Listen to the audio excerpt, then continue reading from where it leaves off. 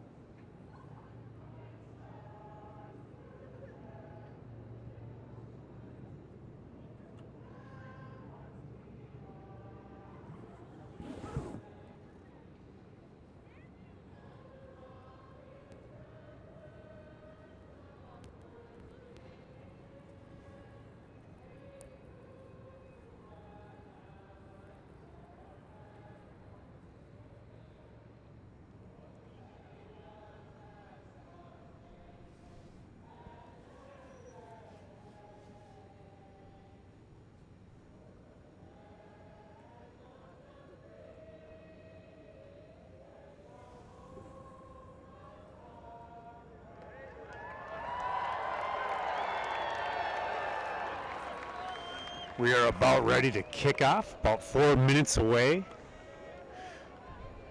This will be an interesting contest tonight. Really, when you look at the offensive stats for Cretin Derham Hall, they definitely stand out. Over 1,000 yards passing already for the Cretin Derham Hall quarterback.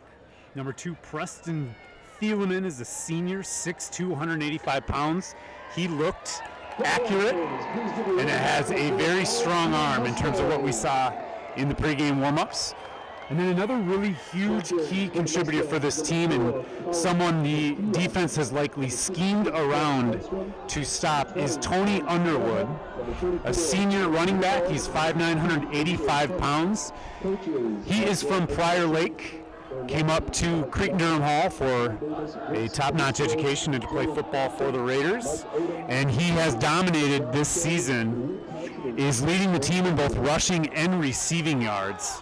And so Underwood will be a name that we expect to say a lot tonight, and also a name that we expect the Mounds defense to key in on and try and stop. That being said, Underwood is not the only weapon for this Cretin Derham Hall offense. They have a number of solid wide receivers and running backs. Yes, indeed. And as a matter of fact, you'll see him in many positions tonight. Sometimes he likes going in the slot, and he also likes running it up the middle. Mounds is definitely a team that thrives in the center of their defense, running up the middle in those situations. But you'll see him in a lot of different positions today, as I said, and he's going to be a key guy to stop. And if Mounds stops him somehow tonight, which hasn't been really successful for other teams, we have a really, really good chance to win the game. Zion Guerra is another running back that we'll see from the Cretin Derham Hall Raiders tonight. And on defense, I would expect that we will see a lot from our starting safeties. Mateo Cisneros and Ben Cullahut need to have a big night. This Mounds Mustang team needs to cause turnovers. Similarly to what they were able to do against Woodbury, they need to be able to make quick stops on defense by turning over the football and then turning those stops into quick strikes on offense with receivers like Colin Hoytia and Jack Raber. So we are about to kick off here.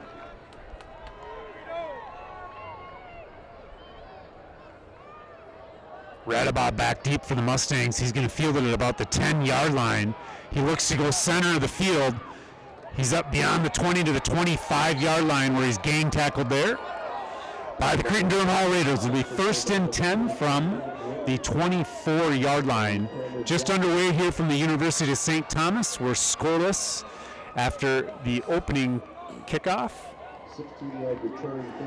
Stenstrom and company will be coming onto field shortly.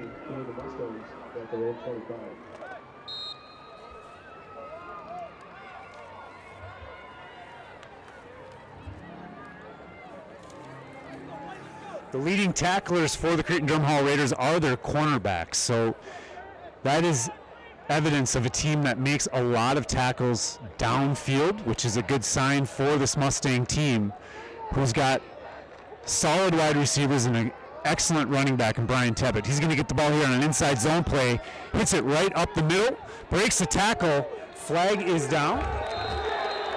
Tebbett all the way up to the 40, check that, the 36-yard line. Thought I saw a flag. The referee on this side threw something orange down, actually, when I looked at it. So no flag there, just a first down run for Brian Tebbett, who moves left of Stenstrom. He gets the ball here on another handoff right up the middle. He's going to be tackled. Boy, that was a pretty impressive defensive play by number 23, Cameron Jackson. He really tried to strip the ball from Tebbett, but good ball security there. Stop was made by number 23, Cameron Jackson. 2nd and 7 at the 40.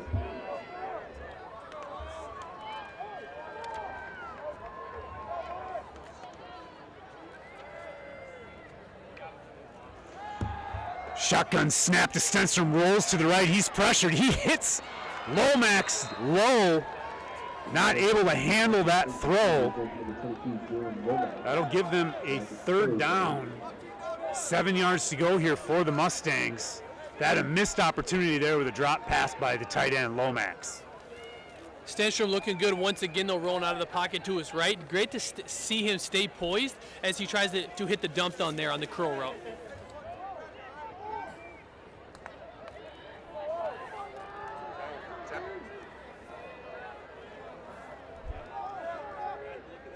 So twin receivers to Stenstrom's left and right, 3-step drop. He looks to move up in the pocket. He's beyond the line of scrimmage and right up near the first down, just shy of the 50, but beyond the marker.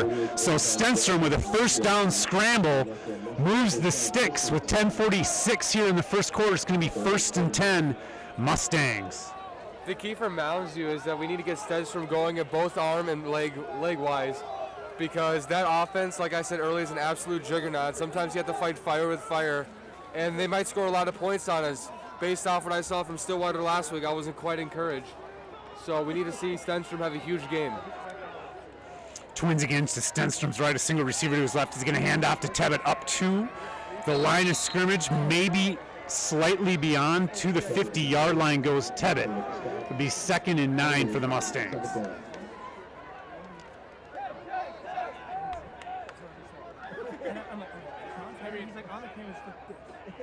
Tebbett getting plenty of action early, though, just as we anticipated. Still probably averaging 2 to 3 yards a carry as well.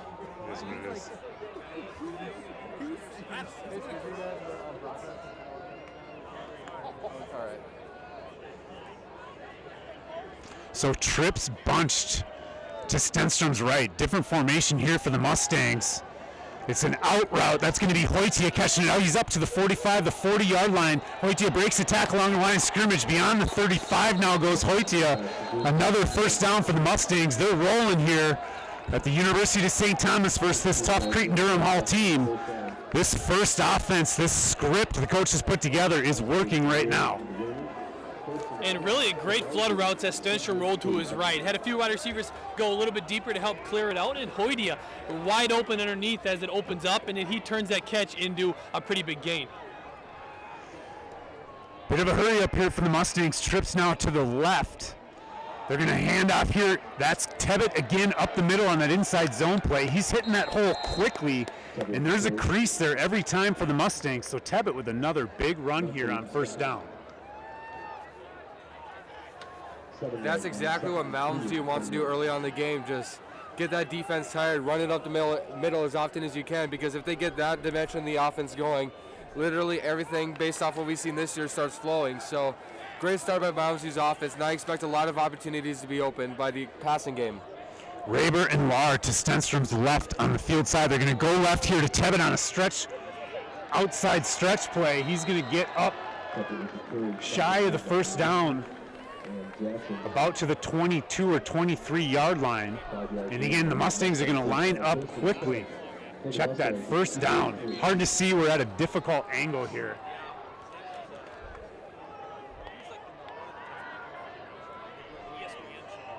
So 1st and 10, Edwards in at running back for the Mustangs. Trips to Stenstrom's right.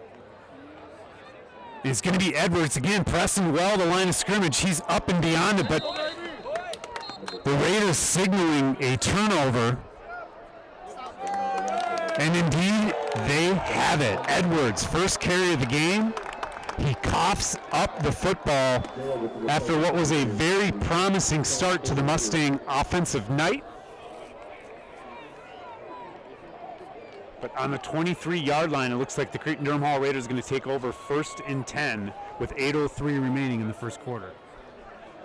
And really big heartbreak there with the turnover. But with that said, it's great to see Mounds see that they're going to be able to move the ball early. Really did a great job controlling the line. And then Stenstrom, when he's on the move out of the pocket, did a nice job staying poised, made a few completions there. The one thing I don't like about that, though, is now you're going to give Cretin Derham Hall maximum opportunities to score the ball, and that's what they do best. They're not a great defensive team. They're good, not great. They're a splendid offensive team. That's why they have over 1,500 yards on the offensive end this year. And that's not going to stop tonight. Even though Mounds' defense has been tremendous for the most part this year, they're going to get a lot of yards and a lot of points. And Mounds has to score an offense if they hope to have a chance to win this game. So it looks like Mounds is going to play a little bit of tight coverage here. Cisnero up on the line of scrimmage, going to be handed off to Underwood here. He's quickly tackled by a couple of Mustangs. Is Underwood right around the 21-yard line. Looks like Cole Sandoval, Mateo Cisneros in on that tackle. 2nd and 8, just a 2-yard gain for Underwood. And great to see Mateo Cisneros back and hopefully full strength tonight, as it looks like we're going to come with a little more bump and run coverage.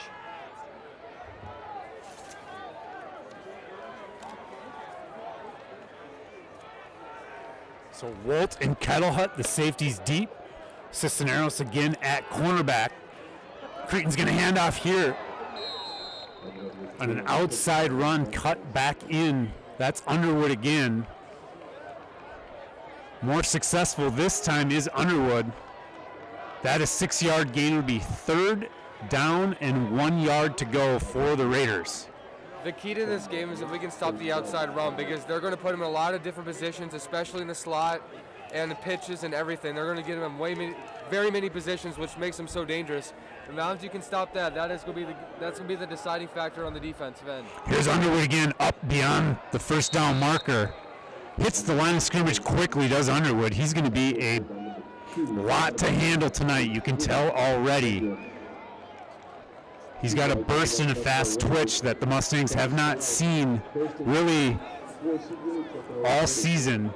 Maybe the kid from Minnetonka that busted out of the backfield a little bit had some fast twitch like this.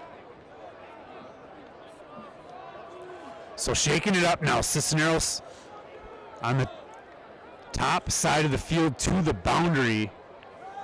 Right about to our side now. It's quarterback Thieleman's going to roll out, hit a wide receiver. First completion of the evening goes to Tyson Schilling, 6-foot senior wide receiver for the Raiders. Short gain.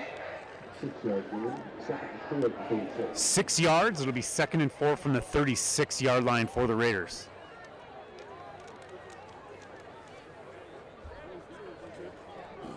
We are scoreless here in the first quarter from the University of St. Thomas. 5:45 remaining here in the first quarter. Mounds' first possession ended in a fumble. This is Cretin Derham Hall driving with their first possession on the evening. Underwood again, his 4th carry. He's tackled by Lomax. Playing both ways tonight is Jalen Lomax.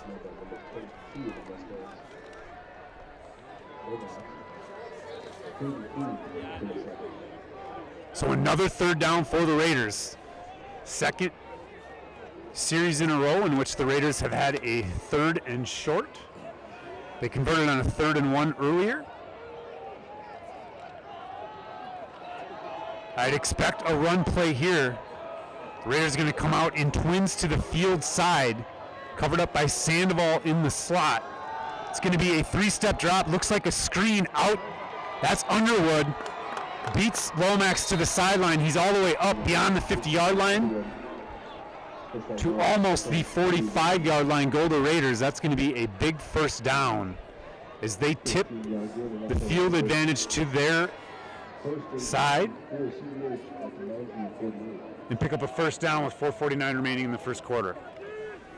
Yes, and we know it's going to be a whole lot of Tony Underwood tonight as he continues to get carry after carry, and now they're starting to look to get it to him through the air as well.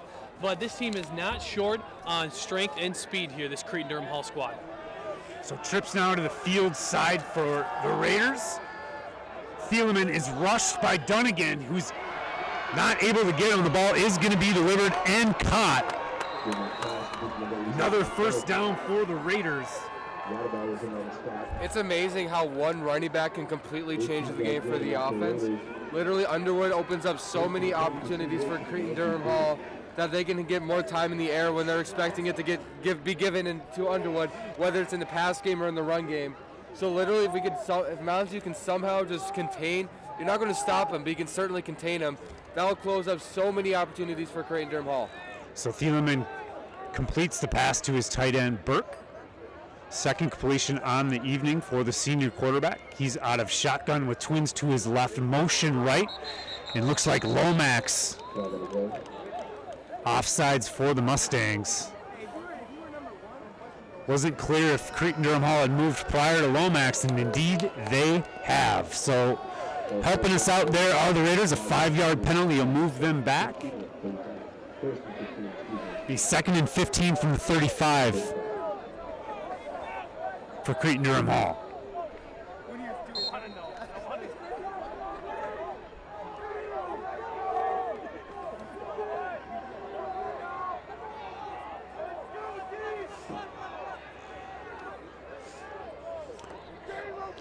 Radibon Sandoval covered the trips to Thieleman's left. He's scrambling now under pressure. That was Lindgren closing in on a sack, causing Thieleman to throw it away. And now there is a penalty marker down right where that pass was thrown. Not entirely sure what they're going to call here, but if it's against the Raiders, it's going to knock them back a pretty good chunk of yards. Intentional grounding. That will go against the Cretin Derham Hall Raiders. That'll be a loss of down as well. I believe that's a spot foul in high school. It is indeed a spot foul. So they lose the down. It's going to be second.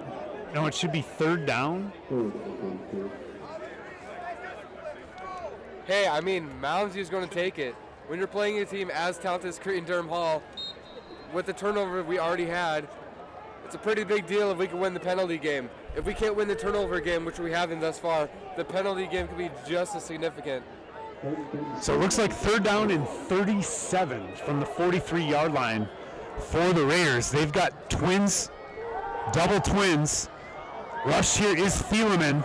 He's looking to find someone. He's going to be tackled at the sideline. That's Drew Lindgren and Jalen Lomax making the tackle.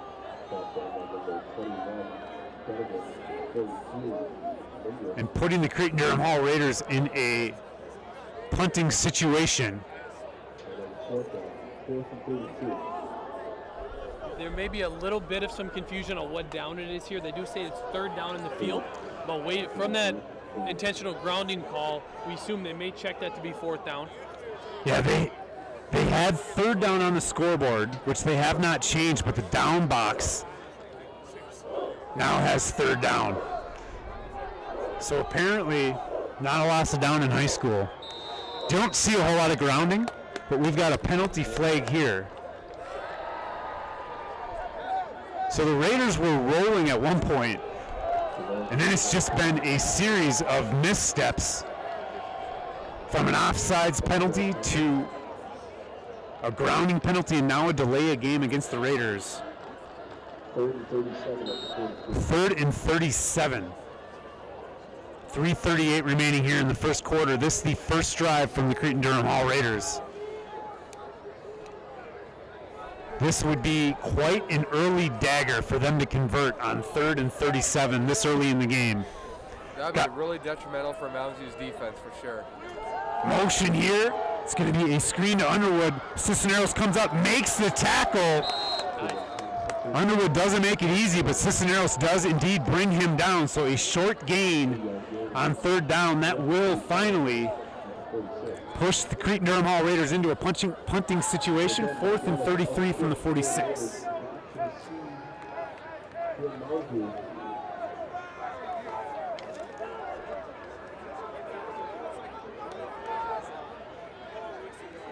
So Cisneros, who made that last tackle, is back deep to field the punt.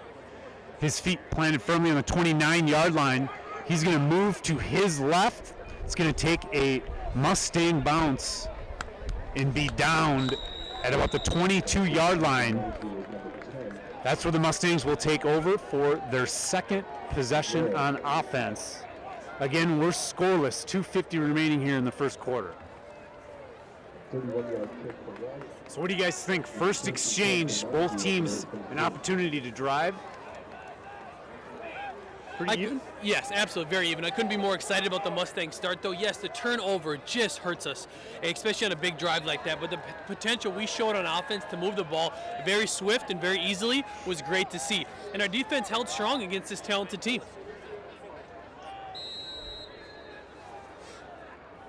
So a timeout here called by Mounds View. They came out, twins to the boundary with two wide receivers to the field side as well, that being Graber and Hoytia. They're going to huddle here on our sideline. Really nice stadium for a high school football game. We're very close to the action here, opposite the press box on Mounds View's sideline. Just 3 rows of seats in front of us. We got a great view of this field and of this game. Other than the Vikings facility, this might be the best high school field in town right now. So it's really fun to broadcast here. I haven't really seen a field just quite like this, so it's pretty humbling to be able to broadcast a game like this. All right, so Mousy comes out in the same formation. They've got twins to the field. Lar is going to go in motion. They're going to hand off here to Tebbett up the middle. Looked like he had a hole, but he is met quickly. Number 23, Cameron Jackson again for the Raiders. He's been disruptive to the run game tonight. Takes down Tebbett after a 2-yard gain. It'll be 2nd and 8 from the 25-yard line. So double twins again with Lar in motion. Again, this time the Raiders are going to jump off sides. Definite neutral zone violation there. Number 38 for the Raiders.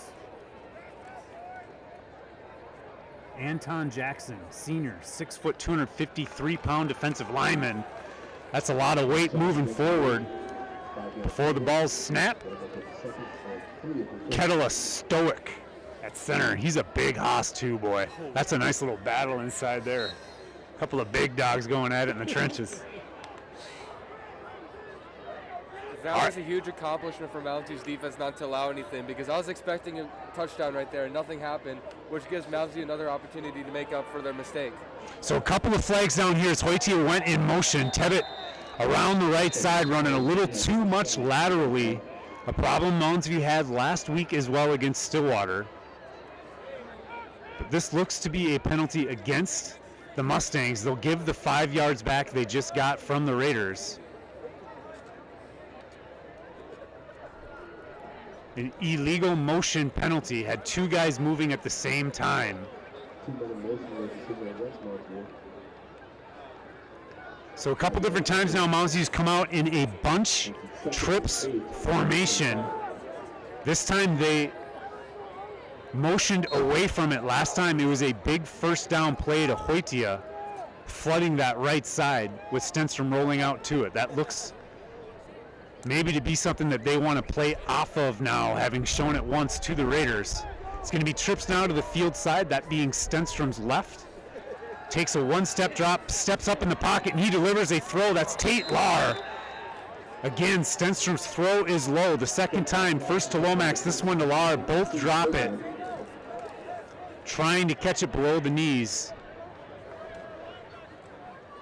That's going to be 3rd and 8 for the Mustangs. You got to hit these throws early in the game. Mounds is on a super short leash in terms of what they can't do on offense. So if they're missing throws and just missing the simple fundamentals, they have a really low chance of doing anything tonight. So tight coverage here on the trips, bunch to the right. Stenstrom's got Hoytier open. He catches it on the 30, makes the spin move up to the 40. Hoytier breaks the tackle down the sideline. He's up to midfield. First down, Mustangs. There you go. You just need a couple big plays to change the entire momentum of the game. I've seen a lot of broken tackles thus far this game. If we can keep this up, that'll demoralize the defense and give us way more momentum than we should have.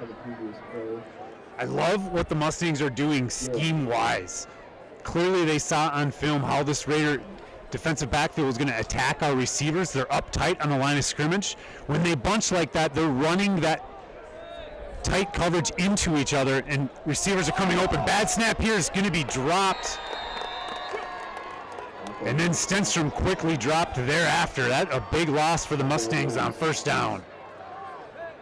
So again, execution on offense. It was a problem last week. It's a problem here. It's just a drive killer when stuff like that happens.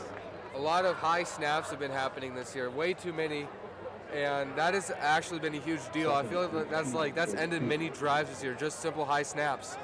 Those are like simple fundamentals you need to execute on to be a consistent offense. That's why Mounds got outdid by Stillwater last week.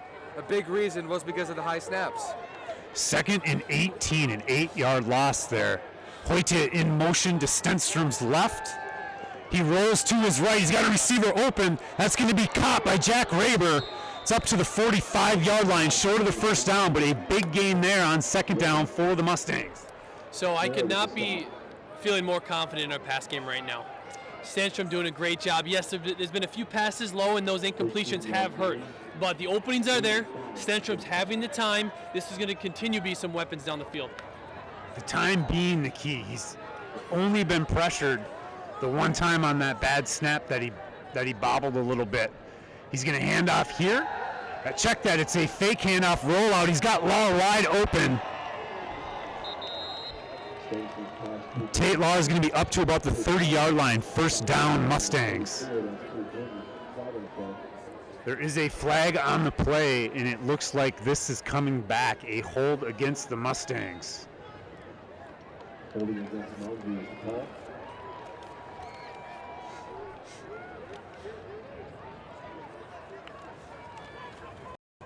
So that will nullify the reception from Lahr. I think I gave Tate Lahr credit for that dropped pass earlier. That was actually number 6, Mason Dean.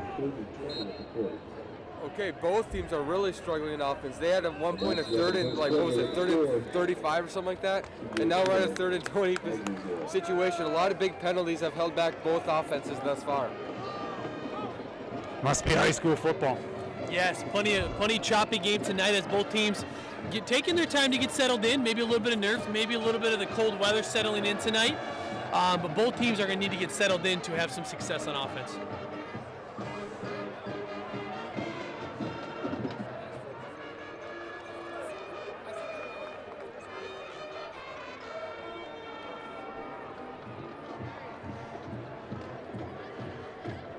So the first quarter concludes scoreless between the Mustangs and Raiders, live from the University of St. Thomas.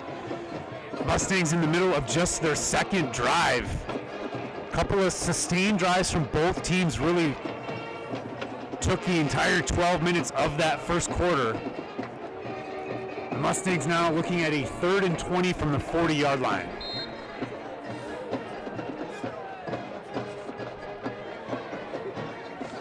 Motion here from Hoyte, fakes the jet sweep, is going to hand off back from where Hoyte came to Tebbett. He breaks the tackle. Tebbett is all the way up to about the 48-yard line. So not close to the first down, but a positive gain there of 7 yards. It'll be 4th and 13 now from the 47, and the Mustangs are going to punt.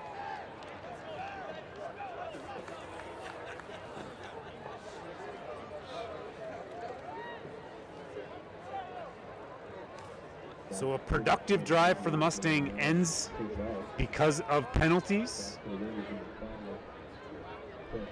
They'll punt here too deep for the Raiders. Lahr's going to soccer punt, takes a risk, but man, does that help your defense get downfield. And they are going to down this punt right at the 21-yard line. 1st and 10 there for the Raiders. Ooh, yes, I would say just about a near disaster there on the running punt, but Lahr does a great job getting it off and pinning the Cretin Derham Hall deep into their own territory. Yeah, obviously Tate Lahr looks great this week. Last week he had a little bit of a quad issue, and just like the athleticism he showed when he was getting attacked and the kick alone, both showed that he looks like he's back, and that is huge for our special teams and their offense. So motion here to the field side. Snap's going to be fumbled. Rushes on. That's Drew Lincoln wrapping up the quarterback, and he's going to be dropped all the way at the 4-yard line. Huge loss and sack for the Mustangs off a muffed snap. So both offenses trading muffed snaps here early. And Cretin Derham Hall is going to find themselves in another 2nd and long. It'll be 2nd and 24 yards from the 7-yard line. I don't know why they gave him such a nice spot. He looked like he was tackled well beyond the 5. Yeah, they marked him down on contact or movement stopped, I presume. So Cretin Derham Hall having a lot of success in the run game. They look to pass early here in this series.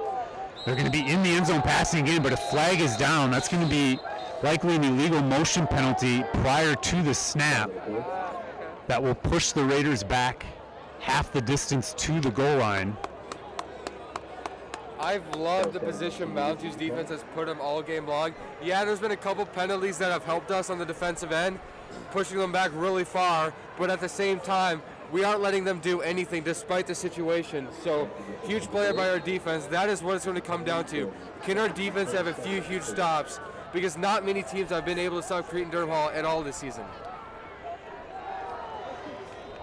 So Cretin now Got to keep an eye on lining in their own end zone. Got to keep an eye on Underwood. Roll here. He's going to get out of bounds almost right at the end of the end zone. He's throwing it away. Sorry, the edge of the end zone. That was dangerous there for the Raiders. No one home on that throw. If he gets grounding there, that's a safety. Absolutely. And, I love putting pressure down here deep in their own territory.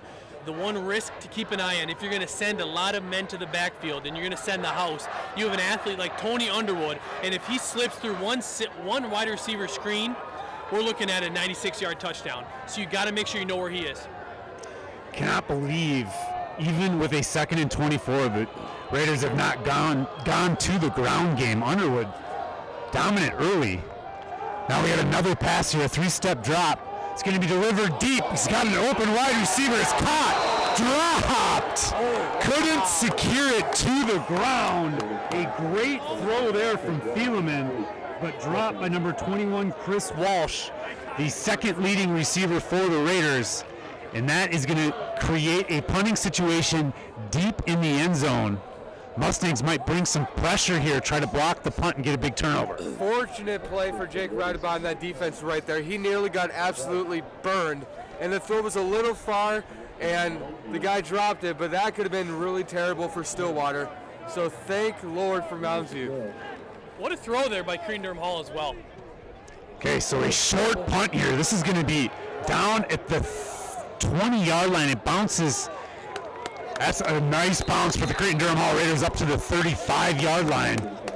But that is excellent field position for the Mustangs. I don't know about you guys, but this feels like one of those games like whoever scores first should win the game. It just feels like that to me. Nothing's really going on for both offenses, so whoever punches first, this might be one of those games where that might be the game. Yeah, it is time to clean up this sloppy play out here. As Mounds View jogs out, hopefully they are poised and ready to go, as they're going to have a short field to get some points. God, Kettle is 6'4", 330. What a hoss. Got a handoff here in a jet sweep. That's Tate Lawler on the right-hand side. He's met behind the line of scrimmage and tackled by a trio of Raiders. Nothing doing there on the jet sweep for the Mustangs. I like that play really for one reason there. Well, number one, I guess I should say two. Number one, to mix it up. But number two is we know we are setting up a possible pass play there because Tate Lawler can throw the football. We've seen it before. I mean, he's supposedly the next guy up for quarterback next season, so he should be able to throw a football. And that actually creates a whole new dynamic for the Mounds View offense if they're able to create a few trick plays to stay Tate Lawler's arm. So trips to the field side, that being Stenstrom's left. He's going to take a one-step drop. He looks left. He's got a receiver wide open, but he overthrows him. That was number 6, Mason Dean, settling down in the zone and wide open. Unfortunate miss there, 3rd and 14 for the Mustangs. Stenstrom did not quite get his feet set there as we take a look at the replay. And also maybe felt a little bit rushed. There wasn't too much pressure, but when you feel some of those big men coming off the edge, you want to get rid of it. Scheme-wise, the Mustangs are calling all the right plays. They've got open wide receivers. They've made some nice gains tonight. We got trips again to Stenstrom's left. He's going to move up in the pocket. He's pressured. He throws a nice ball and pass. That's Mason Dean. This one caught. That'll be a first down, Mustangs. Stenstrom threads the needle. That was amazing. Fantastic execution by Cole Stenstrom right there. It seems like whenever he's under pressure, that's when he thrives. And if we did not get anything going on this drive, that would have been really terrible for Mounds View. Because like I said, I think whoever scores first wins the game.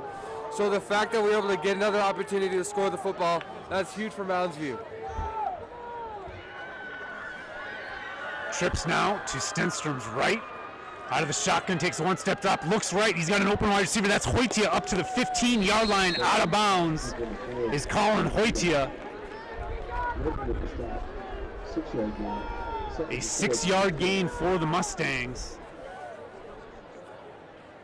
They're in business inside the red zone from the 15. It'll be 2nd and 4. Again, that bunch trips look to Stenstrom's left, out of gun. One step drop, he actually looks right. He's moving right up past the line of scrimmage, a 1 yard gain for Stenstrom and out of bounds.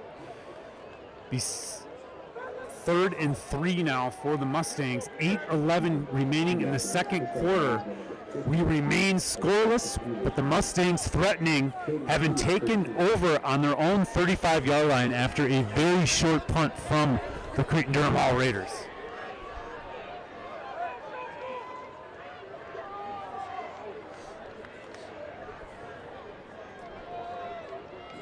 So Dean, Lahr, and Raber to Stenstrom's left. Hoytia, the single wide receiver to the right. He's going to go to Hoytia on a hitch route.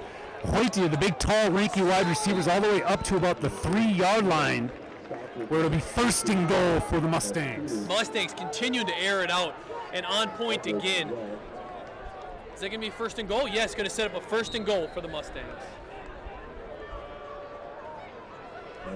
Now the focus from Mounds should be just not turn over the ball. Stay a little conservative unless you really have to go for the big one. But just remain conservative because we're in a really great position to score the ball. And like last week, or like what Kirk Cousins did, like don't turn over the ball in the red zone. That's all I ask for.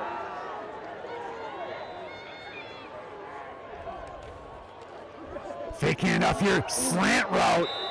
That intended for Hoytia. He's undercut, but it sailed high on Stenstrom. Incomplete, 2nd down and goal from the 4-yard line. Tate Lahr is going to check out. Drew Lindgren checking in.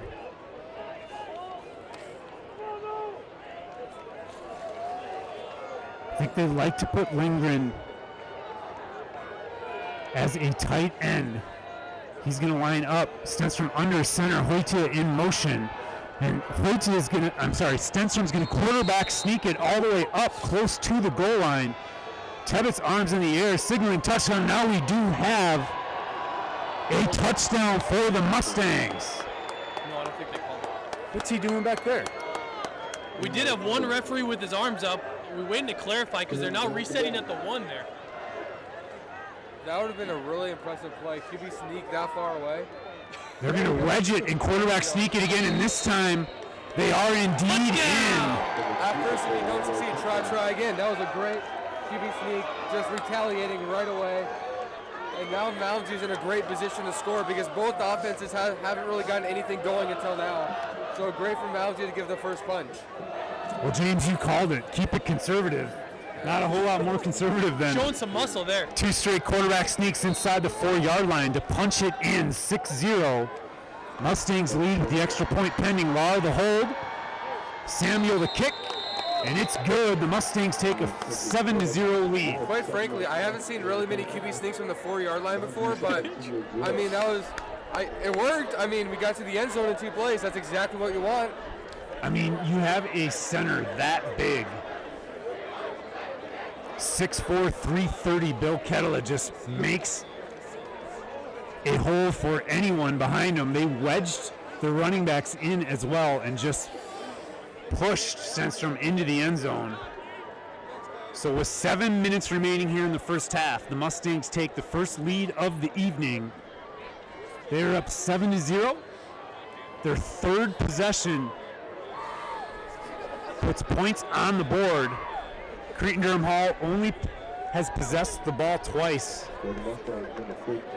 but they have, in both instances, shot themselves in the foot, put themselves in 2nd and 3rd and long territory.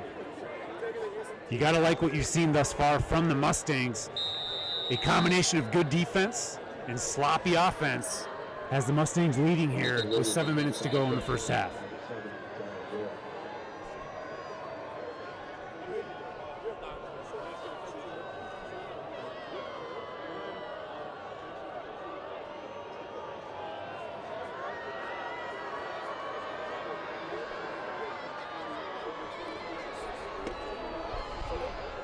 Raber set up to kick here for the Mustangs. He's quite a weapon. Lots of touchbacks. Pretty high percentage for him kicking it into the end zone. Next to him are Rewald and Dunningham. They're the Flyers. Our safeties on the ends here For the Mustangs, it's going to be Guerra for the Raiders up beyond the 20-yard line to about the 23. That was probably the easiest stop Mounds will ever have because their own team just stopped each other. He ran right into the behind of one of the blockers right there, so I guess it's a butt tackle, but great play by Mounds, not letting them get a great opportunity to go far.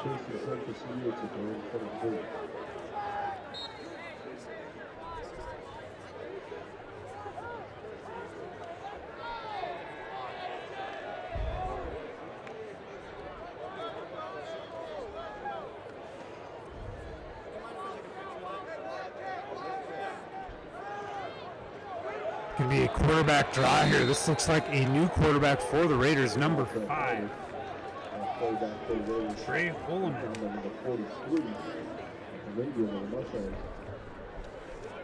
Possibly showing a little Wildcat look there.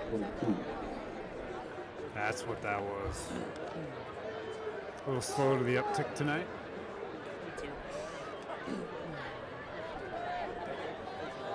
So Holloman remaining in the gun for the Raiders. He's got trips to the boundary side, tight end to his right.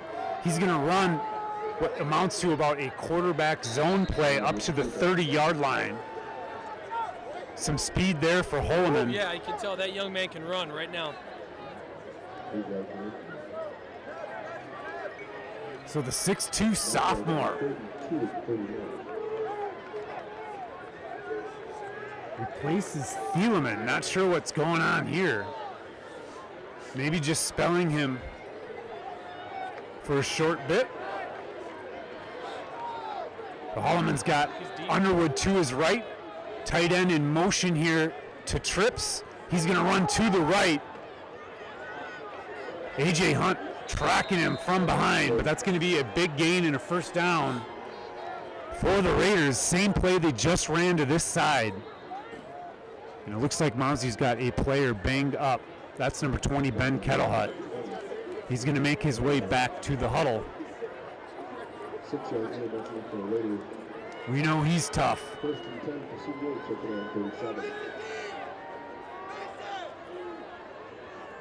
Holloman now with double twins. Underwood to his right. He's going to quarterback draw it here. And he almost breaks it. That kid has mad speed. Radaball with the tackle, but he's going to get beyond the 50-yard line. Great mix-up there, too, as he quick showed the pass to set up a quarterback draw. It caused their backers just to pause for a moment, take a step back, and opened up a huge lane for him to get in there and run. And Moundsy, to their own right, shouldn't be giving up those huge lanes on the defensive end right now because you don't want this juggernaut offense to get anything going if you can. Stop him. So 1st and 10 from the 49-yard line. Holloman takes the snap and runs left. He's going to be tackled behind the line of scrimmage this time.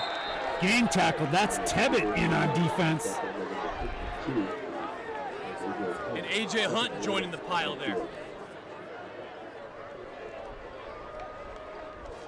So the line folks, we got a great halftime show coming up for you. The CDH band will have the halftime food show.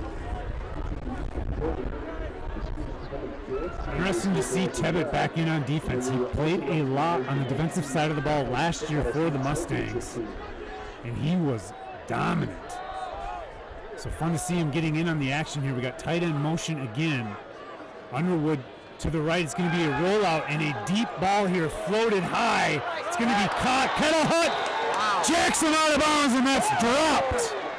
That looks a little bit like Harrison Smith right there, just knocking it out shoulder first. Great hit. That would have been huge for Cretin Derham Hall, and just closing those opportunities. That's what's huge for Mounds right now, not allowing the big plays, which is what they allowed last week against Stillwater, which is why they lost. Did I not just say that kid was tough? That was a menacing hit along the sideline. Big time, because it puts Cretin Derham Hall in a 3rd and 11. That a good throw from the sophomore. But now we're right back to Thielemann at quarterback. A 3-step drop. He's got a wide open tight end. And that's going to be a first down for the Raiders. Coverage there from Cisneros. Big time throw and catch there for the Raiders. 18-yard gain. Cretin Derham Hall putting in some wheel routes and crossing routes here to really mix it up. And causing some kind of miscommunication in the secondary for the Mustangs. I mean, Will Burke, the tight end, number 87 for the Raiders, 6'4". He's a big target. That's a lot to handle for our defensive backs. He's going to line up in the slot now. Thielemann, a 3-step drop. He's got to scramble. He's under pressure, and he's sacked. Brendan Dunnigan drops him behind the line of scrimmage. That a big loss on first down, and the Mustangs in business here. Check that. Looks like it's only a 1-yard loss, but a sack nonetheless for Brendan Dunnigan. Second week in a row he's tackled the quarterback behind the line of scrimmage. Second and 11 from the 33. 2:45 and counting here in the second quarter as we get closer to halftime. The time and clock may become a factor here for the Raiders. Definitely. Huge accomplishment from Mounds, not allowing a single point this half, which is uncommon for Cretin Derham Hall. Fumbled snap here. It never even got close to Thielemann. He's going to scramble. He's going further back. Now he's upfield. He's going to get hit along the line of scrimmage. He passes it. It's intercepted, but out of bounds. Wow. So a whole lot of nothing at the end of that play. You'd think we'd get a sack, at least a loss, maybe an interception. But instead, just an incompletion will remain. It'll be 3rd down and 11 from the 33-yard line.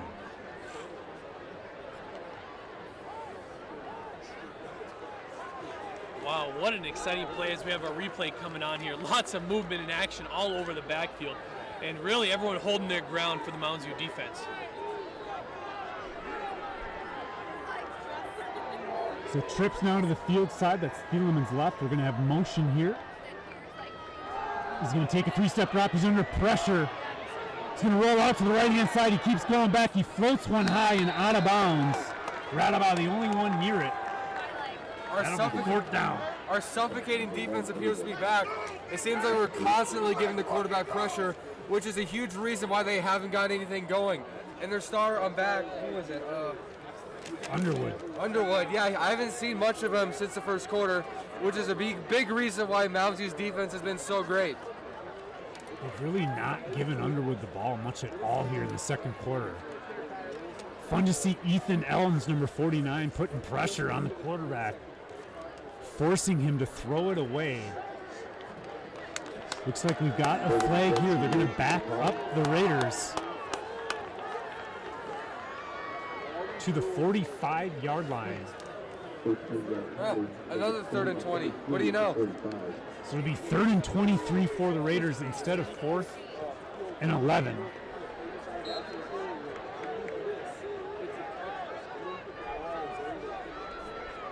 Not sure what the penalty was there.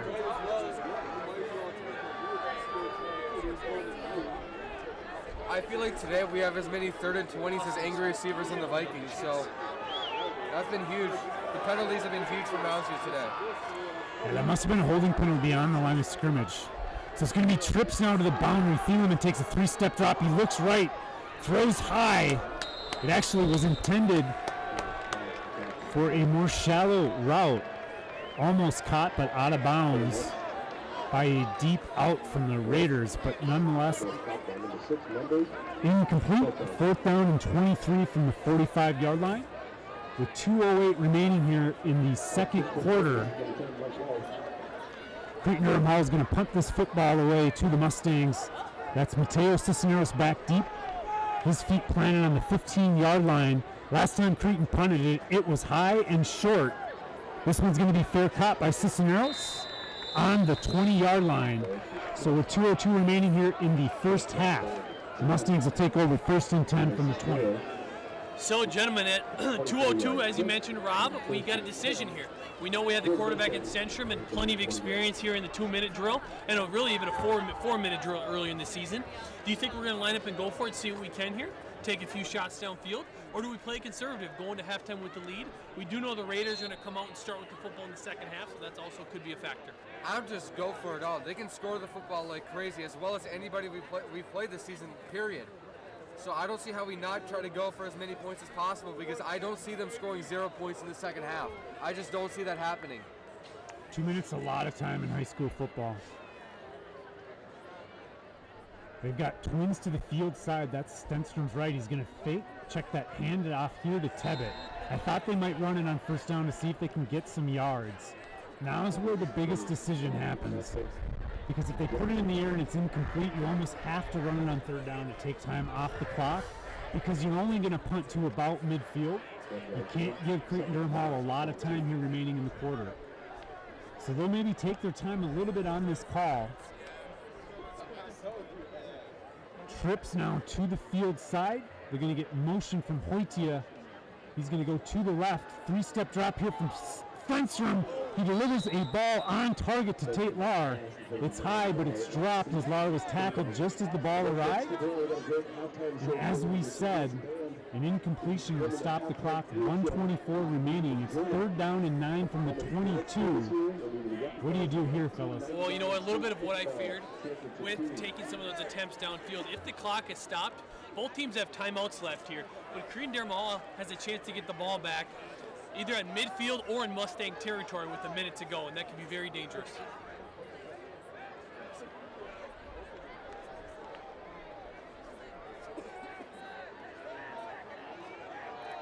So the Mustangs in empty.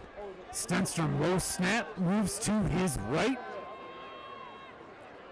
Looks for Dean, tries to get a block, nothing doing. And he's going to run for a short gain out of bounds. And the Mustangs are going to have to punt here. Did you get a first down? 4th and 1. Again, really hard to see here. I'm actually craning my neck around the camera. Mustangs staying on the field here, 4th and 1. Clock stopped with 1:15 remaining in the quarter. Was some talk of the punt on the sideline, but they're going to look Stenstrom's like under center. He's trying to get the Cretin Derham Hall Raiders to jump, and they did. They're going to give the Mustangs a first down here. Exactly what they need with 1:15 remaining. The clock is stopped, and they have a first down.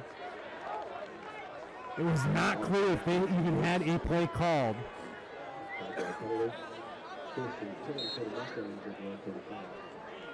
So 1st and 10 now from the 35 for the Mustangs. The play clock has started, but the game clock is stopped here. 1:15 remaining, trips to the field side. Stenstrom, one-step drop, moves up in the pocket. Eyes downfield, cuts back to the middle. He's going to be stopped there. Actually breaks the tackle to move it up to the 40-yard line. So a nice quick gain there for Stenstrom. The clock is running, 1 minute remaining here in the half. The 2nd down and 6 from the 39-yard line. You know, we have some good matchups on the outside with Hoitia and Raber out wide, both with one corner on each, one safety in the middle. Trips now to the boundary. He's got Hoitia wide open down the right sideline, over the shoulder. Caught by Hoitia up to the 15, the 14-yard line, and out of bounds. That is why you go for the big play late in the second half, or first half. When you're able to set up those opportunities, it's so hard to come back in the second half. And just saying, we saw a lot of missed deep throws the last couple of games. We finally got one. That was Stenstrom's best pass I've seen all season. What an absolute dime. Right over the shoulder. Hoitia catches it in stride. With 40 seconds here remaining, the Mustangs in business. 1st and 10 from the 16-yard line. They're going to have Dean, Lahr, and Raber to Stenstrom's left. It's out of empty. Tebbett in the slot. It's going to be caught here by Hoitia. He's hit hard. Right at about the 11-yard line. That hit was no joke. That Jackson again, number 23 for the Raiders. He is a complete stud. Cameron Jackson. Mustang's going to call a timeout. With 29 seconds remaining, will be 2nd and 5. Probably got to remain through the air here, don't we, fellas? 29 seconds left. Absolutely. I love the combination routes. We did have trips up on the wide side of the field there with a stick route and a little bit of a crossing pattern. I like to see some of that again. There's a lot of pockets there on a few stick routes that Stenstrom could hit. 29 seconds is plenty of time to run multiple plays here. We also have one more first down to gain until we have a 1st and goal. So a great opportunity there. There that year. They went 12-1 on the season. Yeah, that was such a great play. They had trips to the field side. Wojciech locked up one-on-one, really on an island, and he was open almost immediately. He got behind the defensive player, and Stenstrom just laid it on him. That was his best pass probably all season. Like 30 yards down the field, right over the defender, right in the hands. That's an NFL quarterback type throw. Wojciech lined up solo again to Stenstrom's right. He looks right. He wants Wojciech. He's also got Tebbett. He's going to come back to the left. He's scrambling, trying to get upfield. Mounds breaks contain. He's around the right. Touchdown, Mustangs! That's how you see athleticism right there. Like Russell Wilson creating a time, but then finding a lane to the end zone. Huge play by Cole Stenstrom. Those legs are something special. I did not expect a 13-0 lead based off what we saw last week, a sluggish game against Stillwater, but we came in proving something. I also wanted to mention, before the game today, they already have Mounds' record on 4-2 when we played them today. I think that's probably a mistake, or is that a little trash talk right there? Mounds came in wanting to play and wanting to prove something to show they're still legit. Samuel's kick almost blocked, but it's up and good. And with 17 seconds remaining in the quarter, a 16-yard scramble from Stenstrom, his second rushing touchdown of the half, puts the Mustangs up 14-0. We're live at the University of St. Thomas, and the Mustangs are going to go into halftime up a couple of scores against the 4-1 Cretin Derham Hall Raiders. They have looked electric here on both sides of the football. That drive, they took over with 2:02 on their own 20-yard line. They go 80 yards after a huge connection, Stenstrom to Wojciech, and then a beautiful scramble from Stenstrom. He moved right, he moved left, he came back right, and there was no one home. When he reversed field, it was just end zone, baby. 14-0, the Mustangs lead. What an exciting first half of Mustang football. Raber with the kick. He's going to pooch this one. It's going to be handled and fumbled, picked up again, and Kettlehut's going to make the tackle. He gets trucked, but he holds on. And that's number 23, Cameron Jackson. Again, this time ends up receiving the kickoff, and he has some power. That kid's a beast. So just 14 seconds here. I think if you're the Raiders, given the problems they've had executing on offense, I think you just kneel it down. I was amazed by that throw. I still can't get over it, or that run, because he was running on the left side. It looked like he had a couple receivers in the back of the end zone pretty open, so I thought he was going to risk it and throw on his left. So a screen pass here is going to go incomplete. Sandoval not fooled there at all. Kettlehut also in. Be second down and 10 with 10 seconds remaining in the half.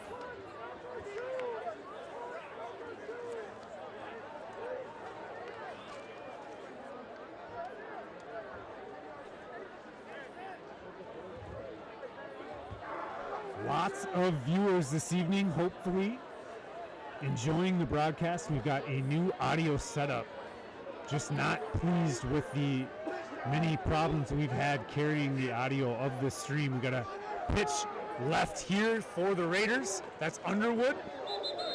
A flag down. That's going to be holding on the Raiders. Looked like a wide receiver grabbed hold of some white jersey. So they're going to back up the Raiders here with just 4 seconds remaining in the first half. If you're just joining us, 14-0, first half coming to a close. 2 Cole Stenstrom touchdowns, one on a quarterback sneak, the other a 16-yard scramble.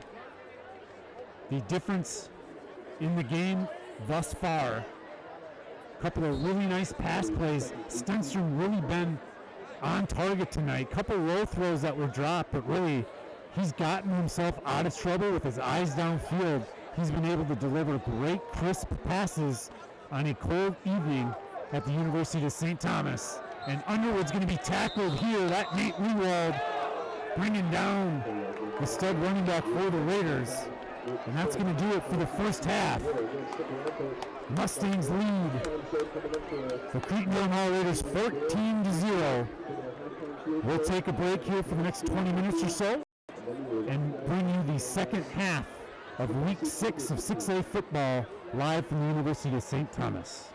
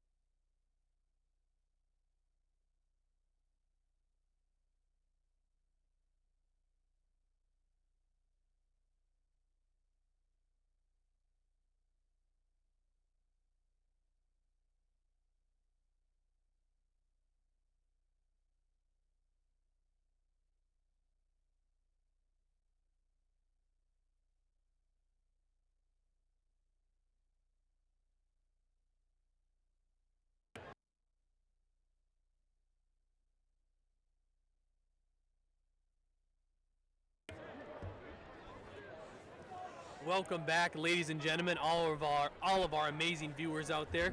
Glad to have you back for a great second half of Mounds View Mustang football. We are now at 14-0 against the Cretin Derham Hall Raiders, and it's been a great night out here tonight. Started out very choppy with a lot of penalties and early mistakes from both sides, but then Mounds View put together a few quality drives, and Stenstrom has punched it in twice with 2 rushing touchdowns tonight. A few highlights from the first half. We have Colin Hoydia had a big first half, including a deep 40-plus yard catch down the sideline, which set up our second touchdown of the night. Also, Brian Tebbets has done a nice job with some carries on the ground tonight, but overall, we've thrown the ball more than we've ran, and Stenstrom has had a very strong night. I want to bring in a few pieces of advice from some of our viewers and fans up here as the Mustangs kick it off here. It is going to fall out of bounds for a illegal procedure penalty.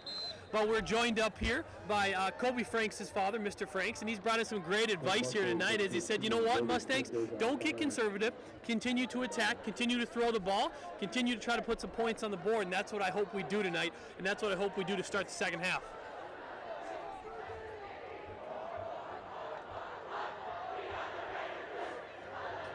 Raiders going to start the second half here with the football at around the 35-yard line due to the penalty. Going to shorten the field a little bit for them, but the Mustang defense is poised and ready to go. Once again, I'm joined here. This is Taylor Swanson, joined by Rob Reitz and James Adams, here bringing you the second half. Tony Underwood with the carry to start the second half for the Raiders. Going to get about a 5-yard gain. One thing Mounds View has to emphasize this half is to remain focused, because early in the season, one thing I've noticed is when we ride too high, we kind of fall asleep on defense and allow big plays. We can't allow that today, especially when we have such an explosive offense that we're playing. It's been really, really impressive just allowing 0 points in the first half, but you need to remain focused or they'll punch you right in the mouth. Shotgun for the Raiders, twins to the left, back to Underwood, 5+ yard gain before he's taken down. Thought they'd try to get back to Underwood. Probably a good idea given the struggles they had maintaining drives in the first half. They really went away from the run, but 2 straight here get the Raiders a first down. Be 1st and 10 from the 46-yard line. Again, if you're just joining us, the Mustangs up early 14-0, just underway here in the third quarter. And what a great point. Underwood, they really went away from Underwood after the first couple drives. And here's his third carry already. We're for 5-10 yards and another first down for the Cretin Derham Hall Raiders.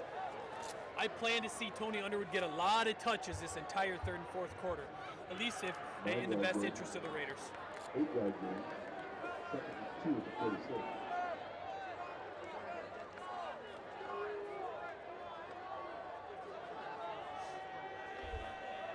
Shotgun, twins to the right. Underwood, the lone back in the backfield.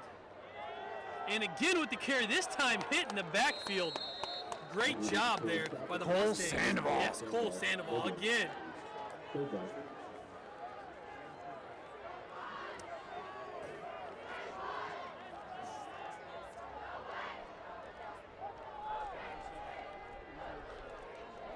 I would expect them to get Underwood much more involved in the first half. He was not really there in the second quarter, so I bet they'll try to get him really involved, especially because he's so vital in both the pass and run game. So expect Underwood in a lot of different formations this half. I also like that Holloman wrinkle, bringing in the sophomore quarterback to run the football. Oh yes, a lot of talent there for Holloman. Back to Underwood, hitting the backfield, pulls free, but then hit again by A.J. Hunt and then taken down. 4th and short. Cole Sandoval again with the pressure Yes. behind the line of scrimmage. And also Drew Lindgren joining the tackle there at the end. Great job, boys. Tremendous group of linebackers here, also led by Nate Rewald. Looks like the Raiders going to go for it here on 4th and 2.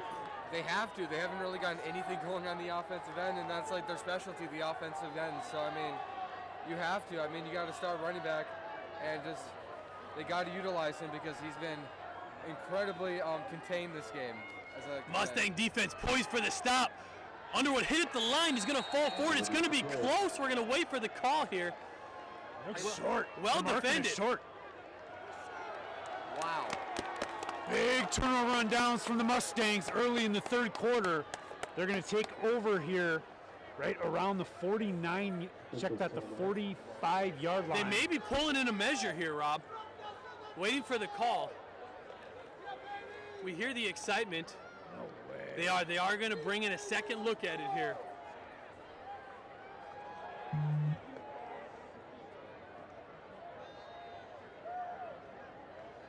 Nope, he's short.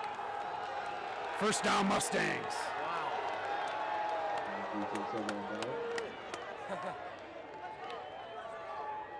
I mean, how can you not like that? That is a very high percentage play for Cretin, and Mounds just remains focused, which is the biggest thing they need to focus on this half, just staying in the game, not like allowing big plays.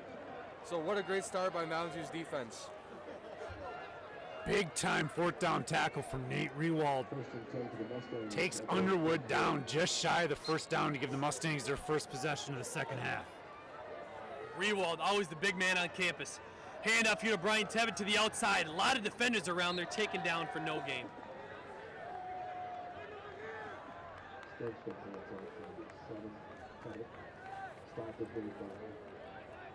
Tevitt not really able to get going tonight. A few runs early where he pressed the line of scrimmage well, got vertical really right over center. But that really primarily in the first quarter. Not a whole lot on the ground since then. Most of the offense coming from Stenstrom's arm. Trips left here. Stenstrom's going to keep it. Looks outside. Got Colin Hoyte again with the catch to the outside. Running forward for 5 and just about a 10-yard gain. Looks like it's going to move the chains for the Mustangs. Colin Hoyte getting a lot of action. Rob, I know you'd love to see him get the ball out there. He's deceptive in the open field. He actually breaks or just misses a lot of tackles. So like to see Hoyte pick up first downs like that. First downs, touchdowns. Stenstrom this time gives it up to Tevitt, who's hit right away, then hit again in the backfield before taken down for about a 2-yard loss.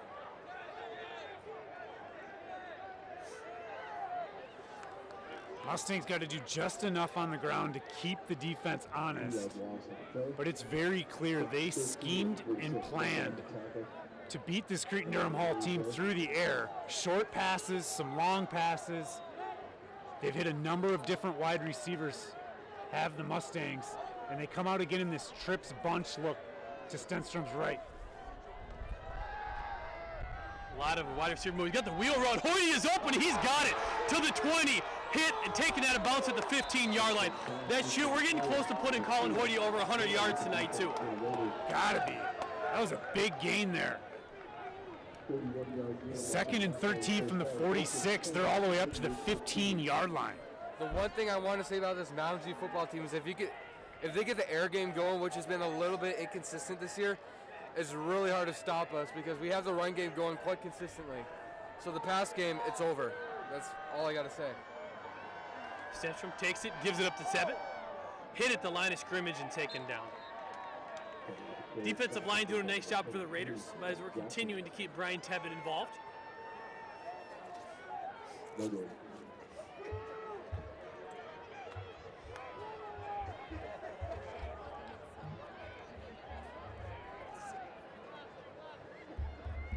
Stenstrom in shotgun. Tevitt with a little bit of movement as he sets himself.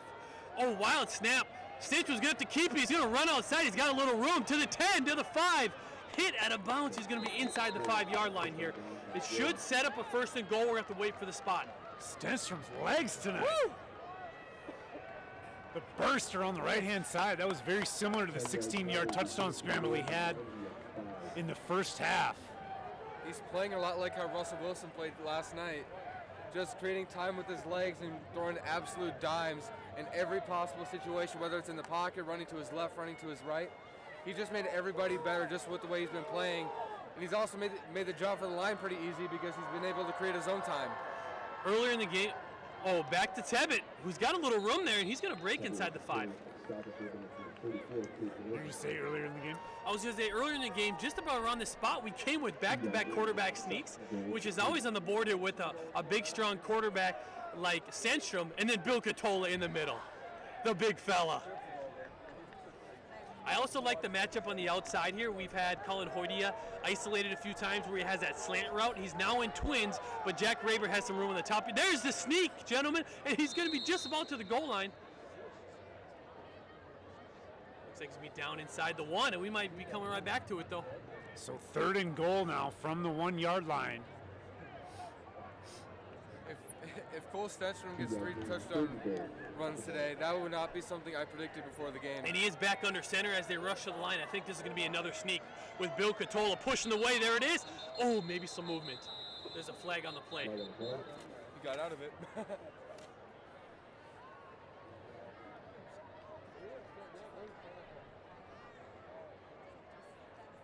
Didn't see any movement, but they did. That's going to be a false start penalty on the Mustangs. So instead of 3rd and 1, or 3rd and goal from the 1, it's going to be 3rd and goal from about the 6-yard line. This will significantly change the play call for the Mustangs. I got to think they're going to try to get through the air, but I will say, up 14, do you have 2 plays here? Do you go for it on 4th down? And if you do, your 3rd down play call is a lot different. Yeah, the difference between 17 and 14 is not that much. I would just go for the 3 touchdown lead. That's just my opinion. You know, I like the opportunity to go up by 3 scores as much as we've been limiting the Raiders. I know they're explosive, but man, up by 3 scores as we're getting into the 4th quarter is tough to come back from. That's exactly what happened with Woodbury, and they did not get close to coming back. And here we go. Stenstrom's going to keep it. He looks to slam at the Hoydia. He's rolling outside. He turns it around, and then he falls. The pressure did get to him. That's okay. If he was to beat that last defender there, he would have had a lot of room on the outside. This is going to set up a field goal. Big time loss, though. Yes, big time. So 4th and goal from the 16-yard line now. Flag on the field here. Late flag. Yeah, I really. did not like that tackle right there. He already slid on the ground. Looked like he nearly got hit in the helmet. I think that's what the call is going to be. Well, that would be crazy. I think he got hit in the helmet. Unsportsmanlike, I think. Oh, on both sides. Oh, wow. Because I saw Cole Stenstrom sliding on the ground. By the time he was already on the ground, he got shoulder pad in the head. And that's what I think the call would be on. So I think the final call looks like possible unsportsmanlike conduct on both sides. Those penalties are going to offset, but I believe it's still going to be a loss of down.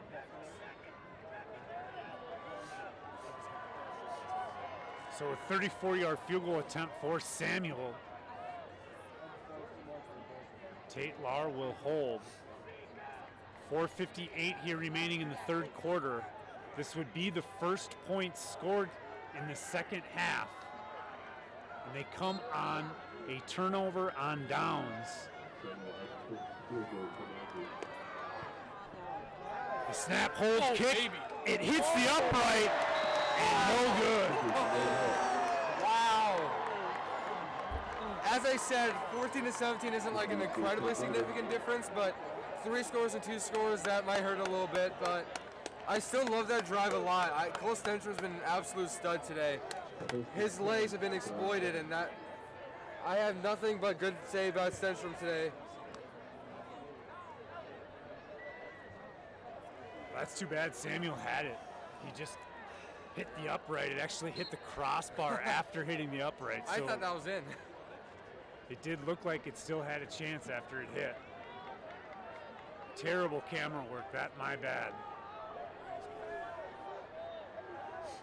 Now the Raiders come on 1st down, looking to a 3-step drop. He's got a man in the flats. It is caught for a 5, 10, 15-yard gain before taking. The ball comes loose, but it does go out of bounds. You can tell. Looks like number 21, Chris Walsh, the senior wide receiver with the catch. You can tell the swarm of Mounds defenders. They're like, a few of those guys had the mindset, I'm going to take the ball out of your hands. You can just see with the way their hands were going at him. They're definitely trying to yank the football, and it was successful. Unfortunately, it went out of bounds. But keep doing that, Mounds, because I think there will be a couple more loose balls later in the game, allowing more turnover opportunities. But in the end, a big gain for the Raiders, which is going to set a 1st down and 10 from about their own 36-yard line. Cretin Derham Hall crowd on their feet as they're spreading out the Mustangs here. 3-step drop. Well defended on the outside by Cisneros, but I think it's going to be a completion. And it is. Thielemann with a nice throw to the outside.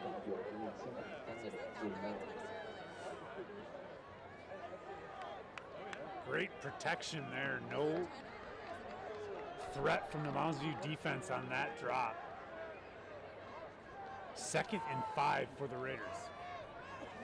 Really going back to the air here is Thielemann. This time he's got trips to his left after the motion, but back to Underwood, who's tackled right away. We're going to have to wait to see what the flag is. Looks like that motion was upfield before they were set. Be false start or illegal motion penalty on the Raiders. That'll knock them back 5. So now 2nd and 10. This kind of a pattern now for the Raiders. They get a little momentum on offense, and then the penalties start coming and making it a little bit harder for them to put a dent into this Mounds View lead. 14-0, the Mustangs remain on top, 4:32 remaining in the 3rd quarter.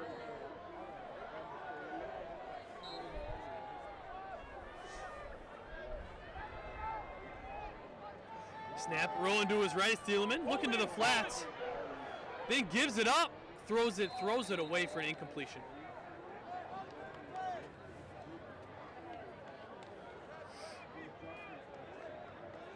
A lot of action there on the sideline, though, as Thielemann was pressured, but well defended in the secondary as well.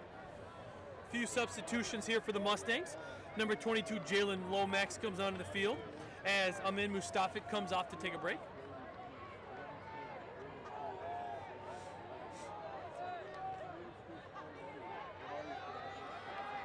Two corners out here right now is Jake Radaba and Mason Cisneros, on the top of your screen.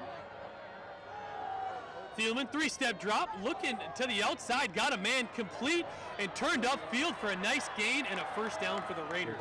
Tight end Burke again for the Raiders. He has proven to be a man tonight in the passing game. He's had a couple of nice catches, that a big move there. 1st down for the Raiders. Big, long, athletic body there, number 87, Burke.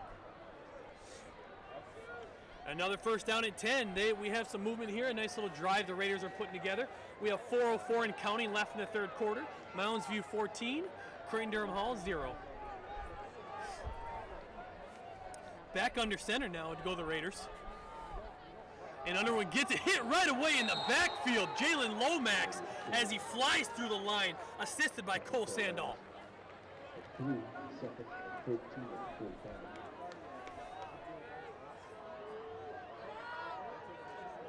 There's the defensive line we need. Tremendous job getting in there right away. It's going to be a 2nd and 13.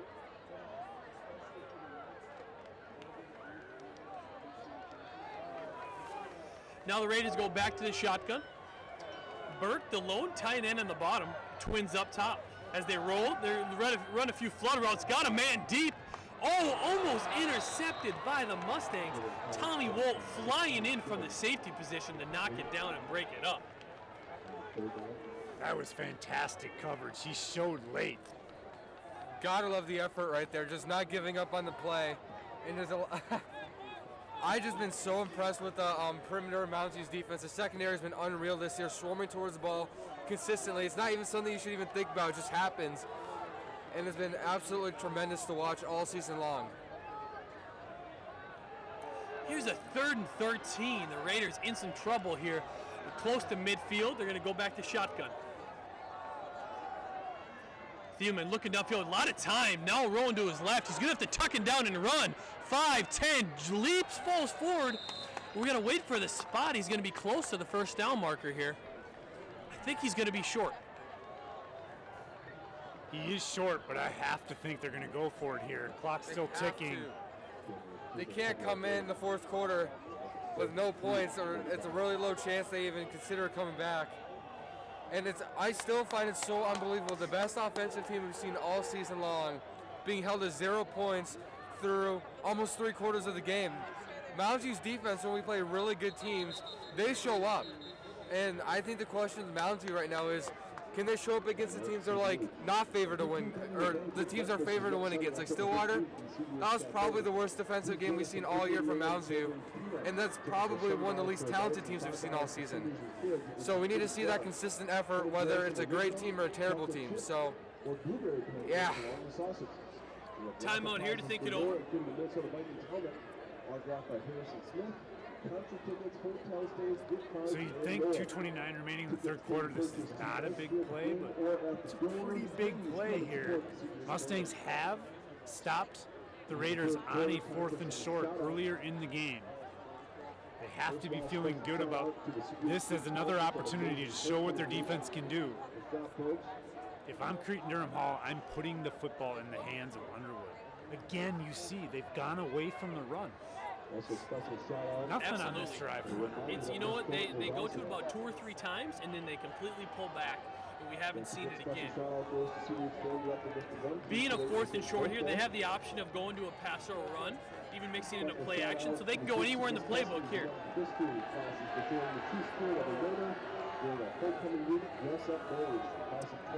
Thielemann in shotgun, Underwood all alone in the backfield.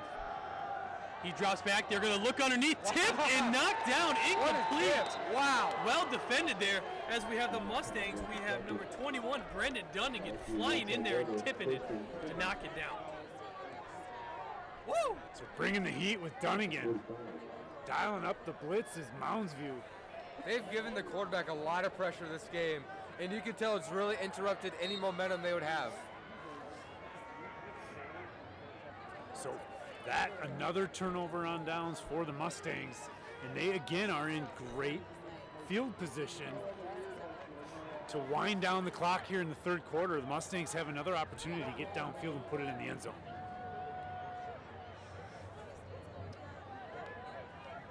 Trip to the right, pretty bunched up here to support Stenstrom. He's going to give it to Tevitt.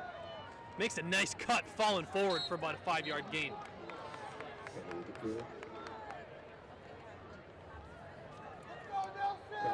Multiple safeties in that last possession for the Raiders, continuing to protect the deep ball with our speed on the outside.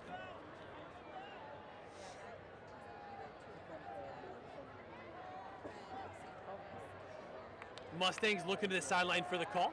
Twins on both sides. Raiders coming up tight here, showing a closer look, manned up. And that is going to have Stenstrom looking downfield, but he's hit. Possible face mask there, but no, he's then taken down. They're also yanking the jersey. I don't think that's legal either. Big sack there. Getting a little chippy. Yep. Like They this some pulled him down with his jersey. trash talk. As long as they don't horse collar him, it's legal. Yes. Lining it back up here on a 3rd and almost 15. Trips left for Stenstrom. He's going to drop back. Looking down. He's looking to the screen route. He's got Tevitt, who's got a block. He's got to break through. One more tackle to beat, and he had a first down, but tripped up. I Just think enough to take him down. they might as well go for it. I mean, you could pin him deep. I guess that's the conservative play up 14. Yep. They're staying on the field, baby. Let's go. Yep, 1 minute and counting here left in the third quarter. Mustangs looking to the sideline. It is going to be a 4th and 10. 4th and 7. 4th and 7. They are going to bring out the punt team here. Late decision. Yep, late decision by Coach Moberg. Yeah, I wouldn't trust it because, I don't know, I feel like with all this talent Cretin Derham Hall has, one explosion could just happen and one play can literally change the entire momentum of the game. So having him in the middle of the field will not be a great position for Mounds View. Last play of the third quarter is going to be a punt. Ooh, a lot of movement here. This could change things up as we have someone from the defensive line flying in there. We'll see if he was drawn off sides or not. Won't be a first down if he was, but it would be 4th and 2.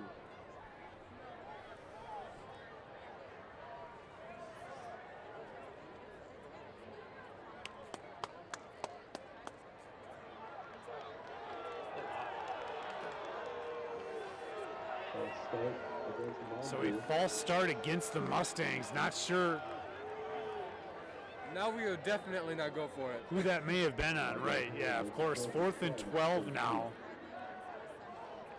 We're going to check the replay right here. Lucky up in our booth we have.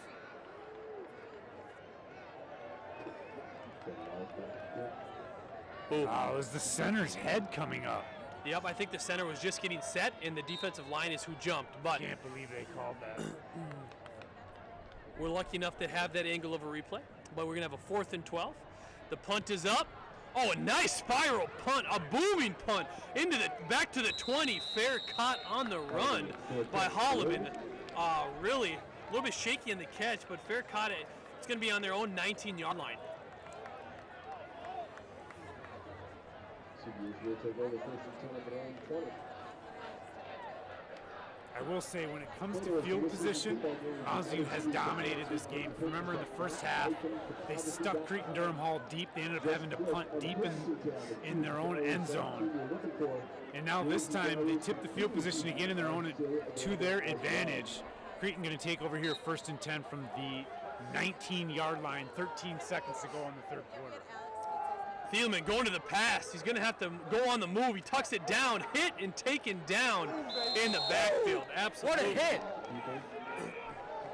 Cole Sandahl, A.J. Hunt flying in there. Also, number 55, Mustafik flying in there. Seems like Cole Sandahl is involved in every single play today. Second and long for the Raiders.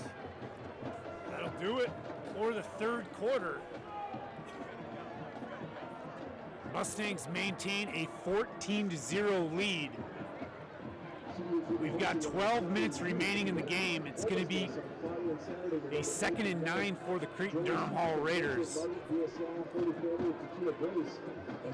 They have to do something here to start this quarter to put themselves in a position to compete for a victory. Mustangs have closed strong. I mean, every fourth quarter of every game this season, I would say they've been the better team. They lost in overtime to Stillwater, but they had to come back in that game just as they had come back against the Woodbury Royals. I'm sorry, check that, against the Minnetonka Skippers. They dominated. That really is the only game they've defeated the opponent handedly. I think they were obviously the better team week 1 against Burnsville and week 2 against White Bear Lake. All right, James, you're on camera. James, you're on camera duty. Perfect. Close this out here. All right.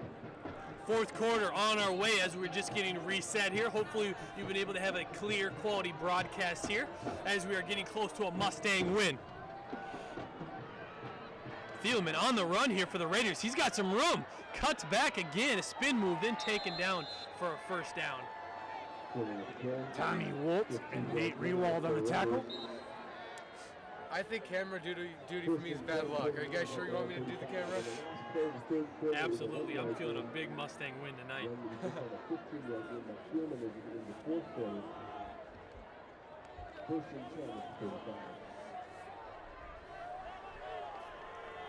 Could not be more impressed though with the defensive performance the Mustangs have put in tonight. Tight coverage again on the outside. Thielman on the move. Dunnigan. Yeah, baby. Brendan Dunnigan, another blitz and sack. Brendan Dunnigan, 5-yard loss. That's the 2nd and 15 and 30.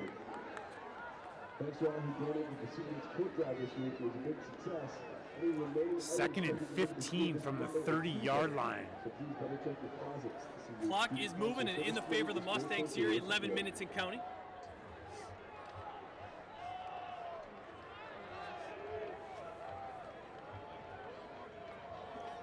They always need to know where Dunnigan, up in the strong safety spot, really coming off the edge. He's very active on the defense of secondary. Some movement here. We're going to wait for the call as we have some flags on the field. Ball start against the Raiders, 5-yard penalty, and make it 2nd and 20 at the 25.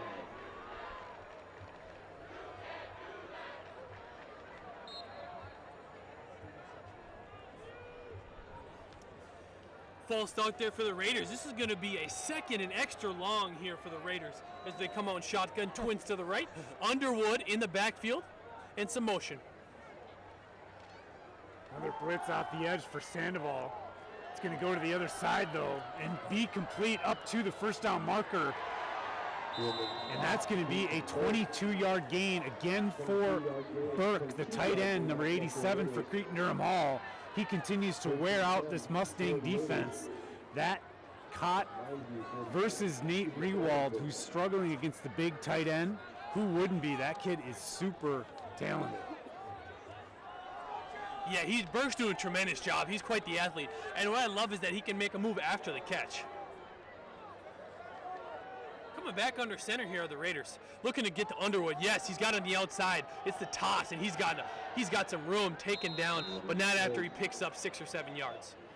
Good job there by Rewald, stretching that play out, forcing the running back to run or to cut back into the inside. But still, pretty good gain there on first down, 2nd and 4 from the 47.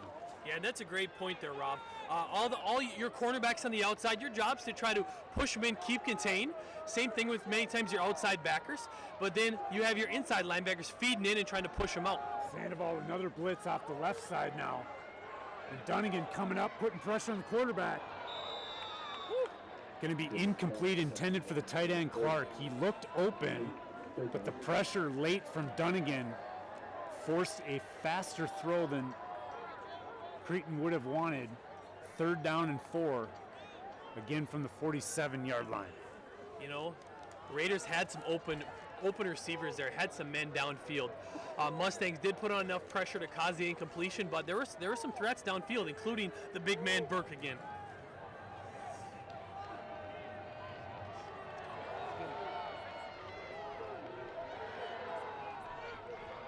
Trips to the left for the Raiders, but we have a man in motion to break that. Trips going right to the pass, 3-step, looking underneath the Burke, falls incomplete. Good coverage there. Kettlehut right there to make the hit, had Burke received it. So 4th down and 4. This is going to be another opportunity for the Mustangs to turn over the Raiders on downs. They've done it twice tonight. Here we go. Everyone's on their feet again. They've been 4th downs all night tonight, ladies and gentlemen. Coming out in shotgun Steelman, twins to both sides. Mustang defense is poised and ready. Lots of pressure, thrown to the outside. It looks to be complete. Waiting for the call, and it is going to be a 1st down.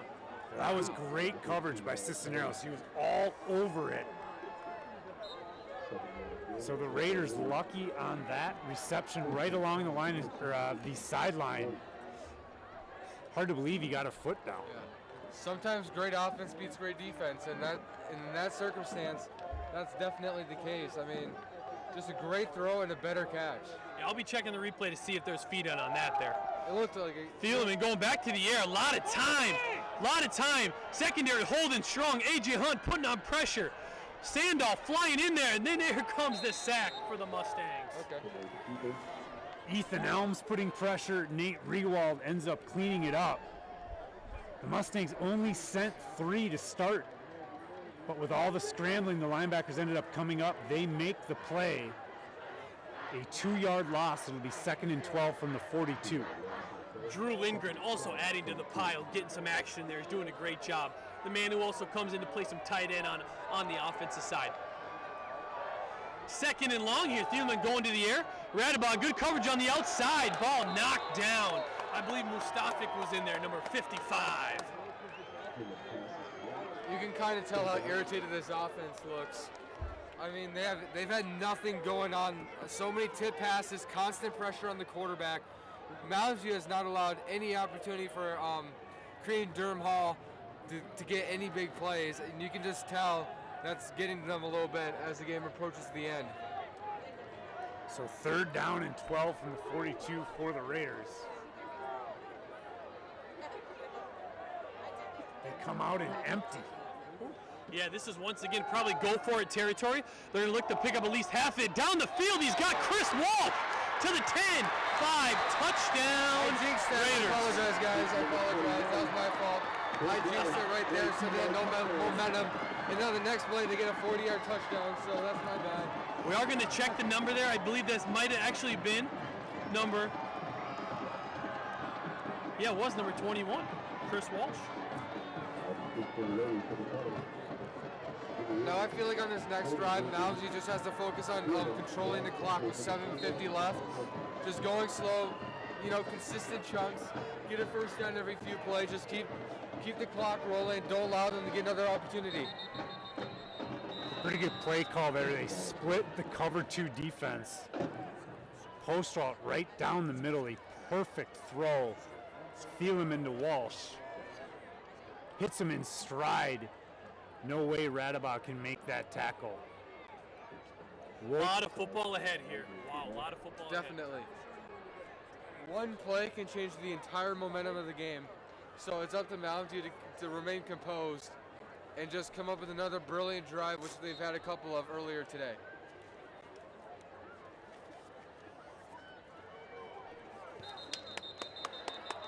Another flag on the field here. Full start in the offense there as we're trying to get the extra point taken care of.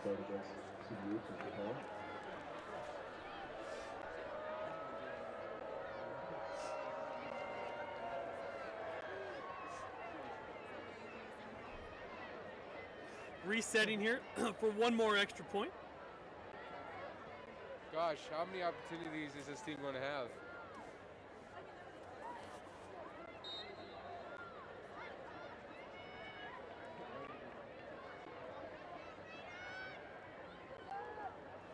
Kick is up, looks wide.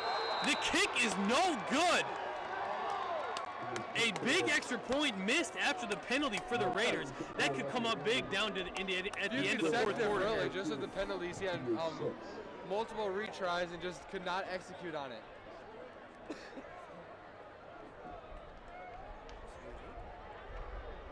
course. You guys on commercials? Oh, there's no commercials? No commercial breaks? We're going live all night, baby. Keep it going. 7:54 left here in the fourth quarter. Mustangs 14, Cretin Derham Hall 6. A big missed extra point, which we're going to see right down to the stretch if that comes in to be the difference in the game here.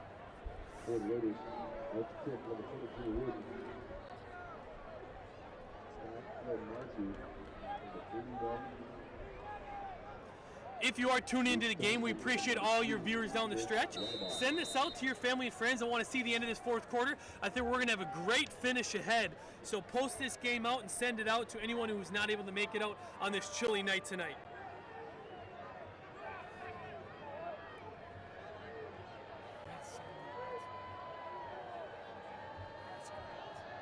Raiders lining up here for the kickoff. Kick is up, a little bit of a low kick. It's going to give a possible return for Radabach. He's actually got some blockers in front here. Bounces it up across the 25 before taken down. Pretty nice ball set up there by the Mustangs. Decent field position to start this drive. 7:46 remaining in the fourth quarter. It's 14-6. The Mustangs holding on to that lead they took into half. It's been whittled down to 8. They have to want to get downfield, have a lot of possession of the football, lead the clock, get into the end zone. But they're going to have to do so after a penalty. Ooh, big penalty. 1st and 10 from the 10. Must be on the spot of the fall there, going to push them back. Big time, about a 20-yard, 15 to 20-yard change there. But the Mustang offense is ready to go.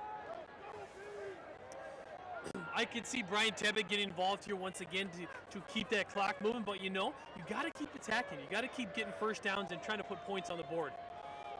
There's Tebbett taken down right away in the backfield. They're going to need to call that dead. I don't quite hear the whistle. Now he's dead. To see where the forward progress marks there, I didn't want to make sure we get the spot correct. Should be up by at least a 5-yard line, I would say. We'll see. I don't love the position we're in with 7:38 to go. We just have not been able to consistently run the football, really at all, since the first quarter. And yet, you have to bleed the clock, so what do you do? Yeah, they emphasize stopping that early in the game, you can tell. And fortunately, Cole Stenstrom was up for the challenge and made some really, really good throws today. This might be his best game of the season, just creating extra opportunities with his legs. 2 rushing touchdowns, and he also extended a lot of plays that turned into 40-yard gains, which has been huge for us today. Wow, and a 15-yard penalty coming on face here. mask. Okay, yes, I'm a little bit confused. I couldn't quite see the call, but it looks like a face mask is what comes in there as the yellow's on the field. There you go. Now we're in a better position. So first down and 10 from the 20-yard line, 7:33 in the clock running. Another flag here.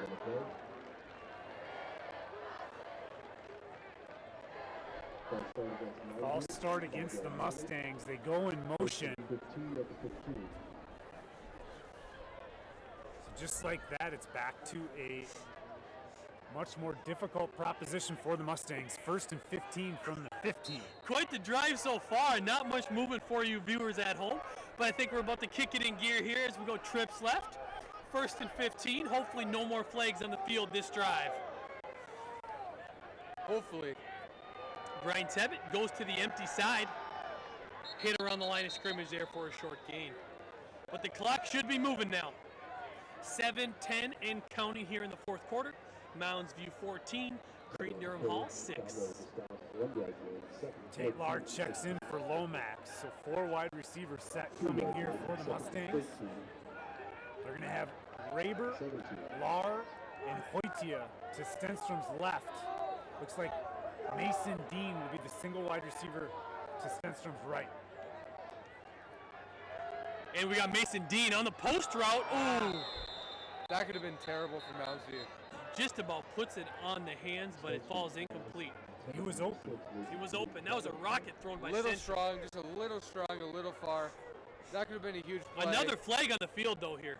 That could have been a really good and a really bad play at the same time. A potential interception right there as well as a potential 20-yard gain. So it kind of fell dead and fell right in the middle. But, you know, we have to figure out how to get our offense going as they have 6.5 minutes to score. And they can go for 2, and who knows what happens then. So not sure exactly what the penalty was, but it is declined. So a 3rd and 13 coming here from the 17-yard line for the Mustangs. Same formation as the previous play, although Tebbett looks like he's going to motion to the right. They're in empty. So a 5-receiver set for Stenstrom on 3rd and 13. Raiders making some late adjustments in the secondary as well. Stenstrom all alone in the backfield. 5 wide, dropping back, has some time. Now rolling to his left, cutting back. He's going to be hit and taken down in the backfield. A lot of energy from the Raiders defense. This is going to set up a 4th and extra long. That's going to bring up the punt team.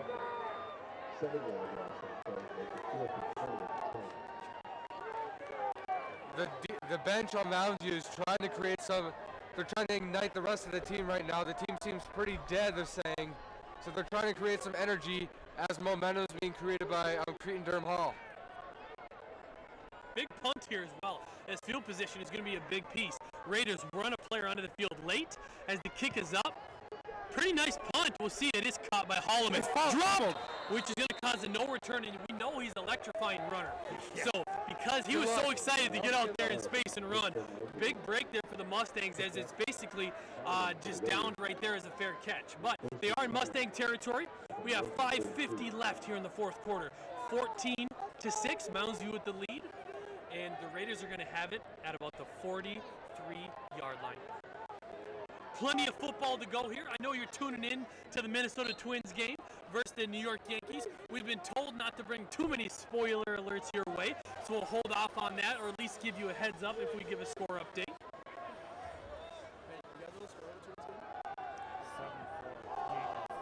Across the middle, Burks open, hit and taken down. Potentially a big play there for the Raiders, but it falls incomplete. Crushed right between Cisneros and Kettlehut. That looked like a potential pick opportunity developing. Just an incomplete pass, 2nd and 10 from the 43 for the Raiders. And if I know Ben Kettlehut is in the zip code, I'm not throwing it his way.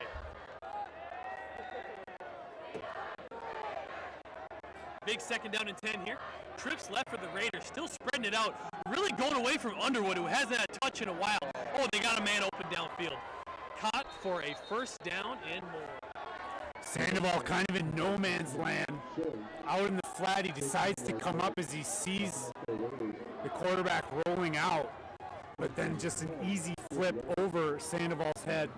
First down Raiders from the 30-yard line now.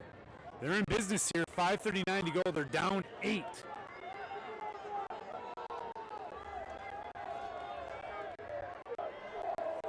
Thielemann under center this time. He's going to hand off to Underwood. First time he's carried the ball in a while. He makes a cut. He's up beyond the 20-yard line. Nate Welch saves the touchdown. Welch tackles Underwood at the 10-yard line, but it's going to be first and goal for the Raiders. That's the last thing Mounds you wanted, an explosive play, because it's still a one-possession game. Mounds has to minimize these plays, or it's going to be right back to square one, giving them another opportunity to win. And I'm going to tell you this, the difference between 4-2 and 5-1 is huge for standings this season. Well, we've been hoping to call we thought we'd be calling Underwood all night. Here he is again on the outside, hit, but a big stiff arm before taken down and pushed out by Brendan Dunnigan. Now Underwood's getting back in the action, Rob. I know we know he'd be getting the rock. I think this is a much different game if they don't go away from him. The guy's a ghost for majority of each quarter tonight. Whenever he's gotten the ball, he's been dynamic and difficult to tackle. Cisneros just got stiff arm to the ground, but Dunnigan there to clean it up. Second down and 10 from the 10. You just have to get your best player of the football. That's what it comes down to. Here we are, going back to the pass. Thielemann looking both ways. Now he's pressured. He's in trouble. Lots of trouble. Possible block in the back. Block in the back. That touchdown is going to be called back, ladies and gentlemen. We have a block in the back, in the backfield. We're going to wait for the official call. Hopefully nothing else falls their way. We'll wait to see the final call here. So a nice scramble play. It was. Great throw. Clearly he was saved by a block in the back. Ethan Elms and Drew Lindgren putting a lot of pressure on Thielemann there. So instead of a touchdown and an opportunity to tie the game, it's going to be a big penalty on the Raiders.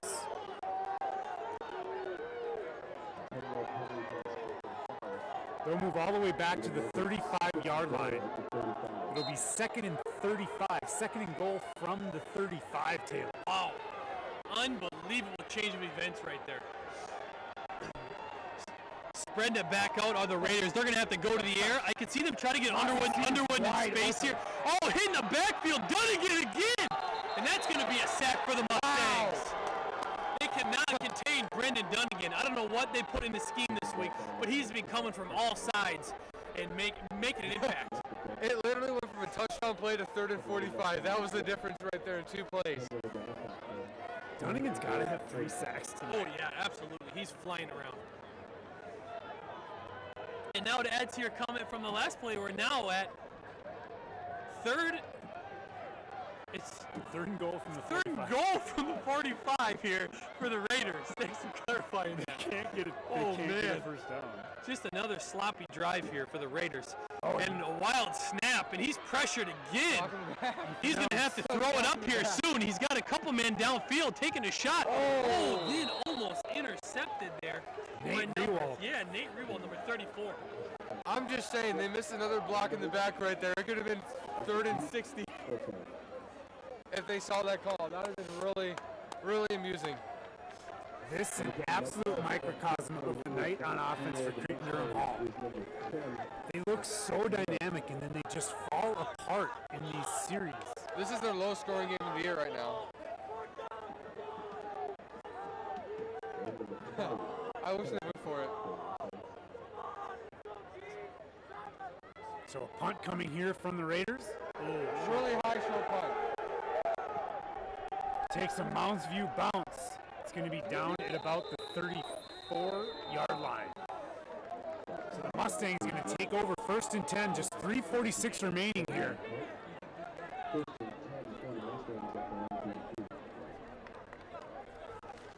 Mounds View with an 8-point lead and the football, but they have not had a lot of success running tonight. Going to be a difficult proposition to take time off this clock if they have to throw the football. Yeah, they really need to get the run game going because this passing game is the only thing that has been effective on our offense today. So it'll be huge. Oh, sorry. I was just going to say, I also like the short passes to the outside. Chances to, there's Tebbe with a great cut. Speaking of a run, then bounces outside. He's going to get 3 or 4 yards. That's a nice start on first down. I like the run action, faking that jet sweep, coming back from where the jet came. Nice little cut from Tebbe. Just a 2-yard gain, 3:22. Check that, a 3-yard gain, 2nd and 7 from the 36 for the Mustangs. Using up the entire play clock on purpose here as the Mustangs look to the sideline for the call. Tebbe stays in the ball game. I thought Edwards was going to check in, but he does stay in. As we have twins up top, and Jack Raber has an amazing matchup down on the bottom if they wanted to attack that. They're isolating Jack Raber down the bottom, trying to protect the run and stop Tebbe, but Jack Raber has the speed to take his man down the field if they wanted to take a shot. So we're going to have a timeout here.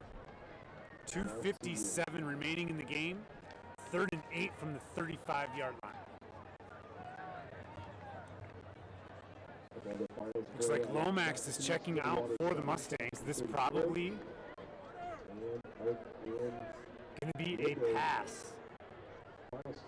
I mean, that's the only thing that's been going in our offense effectively. So, I'll take that chance.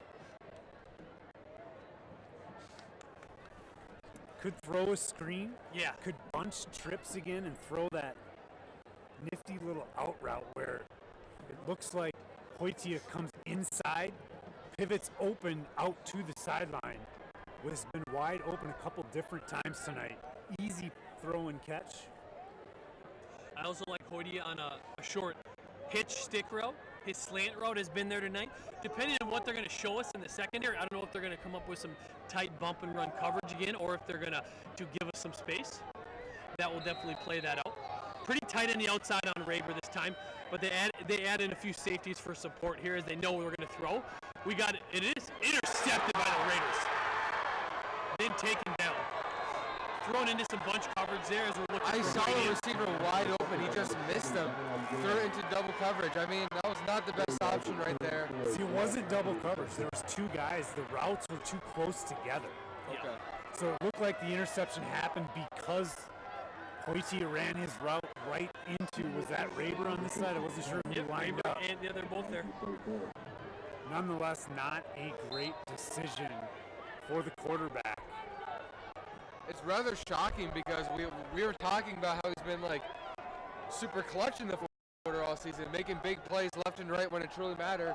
And that was his first huge mistake all game. Thielman downfield, looking deep for Chris Walsh again, but it falls incomplete. Great coverage there from Walt.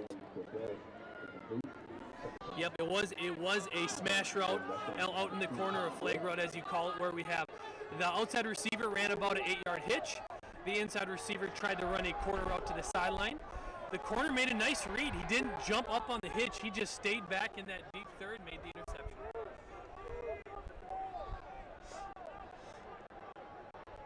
So 2nd and 10 now from the 44 for the Raiders. Down 8, 2:43 remaining.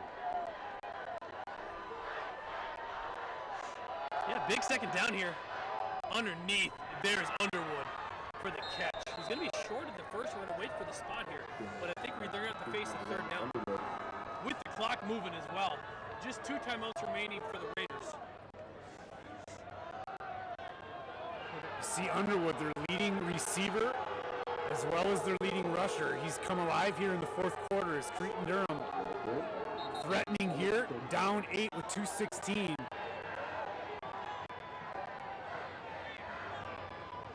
Ball up to the 35-yard line. Whistle stoppage. They're going to place the football an inch or 2 further downfield. And under center goes Cretin. They're going to hand it off to Underwood on a 3rd and short. And he's going to be tackled. Looked like a face mask. No flag, but a 1st down nonetheless. 1st down and 10 for the Raiders from the 29. Clock ticking, 2 minutes remaining in the game. Really not too much of a rush here by the Raiders offense as they huddle up at 2 minutes and counting, taking their time. Understanding that the clock's running, they maybe want to make sure Mounds doesn't have any time after this possession, but I think they can maybe add a little jump to their step. Oh, wild snap. Quarterback wasn't quite ready. Looks to the outside. Walsh catches it and then taken down. He's going to be inbounds, though, and that clock's going to keep on ticking. Good coverage again from the Mustangs. Radabas stepping up, making the tackle right as Walsh caught it. A 3-yard loss. 2nd and 13 from the 32.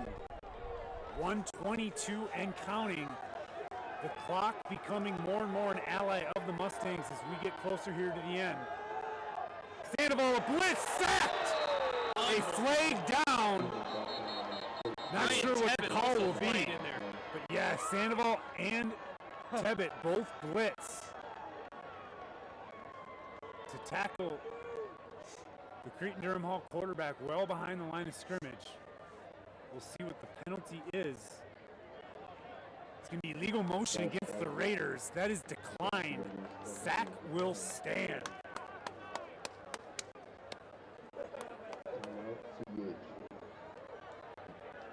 And a timeout from Cretin Derham Hall. They got to figure out what they're going to do. 3rd and 21 from the 40. Definitely going for it on 4th down. So I see them maybe trying to pick up half the distance here, trying to cut it in half, set up a 3rd and 8, 3rd and 9. Definitely trying to get Underwood in the action. Maybe if it's a dump down to him underneath, he picks up 10. Then they got a chance for more of a 4th and much shorter than this. But they're going to dig anywhere in the playbook here down the stretch. 110. I don't know if they've used the time the best here down the stretch. Now that we get closer to a minute, they're going to be running out of time and out of luck here. What do you guys think?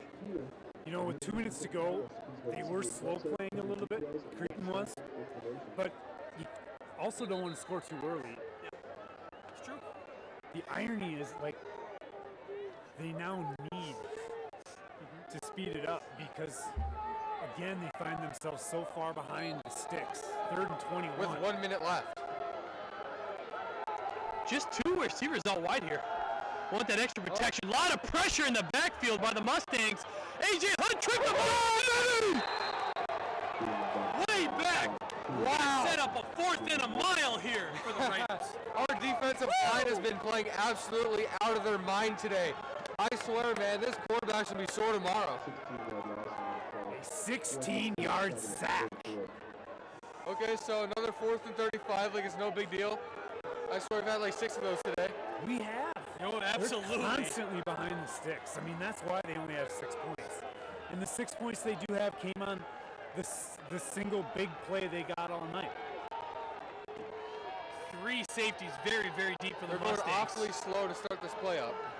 But the Mustang coaches decided to bring a lot of pressure here in the 4th quarter. It's been effective. Down the field, Radabas out of bounds.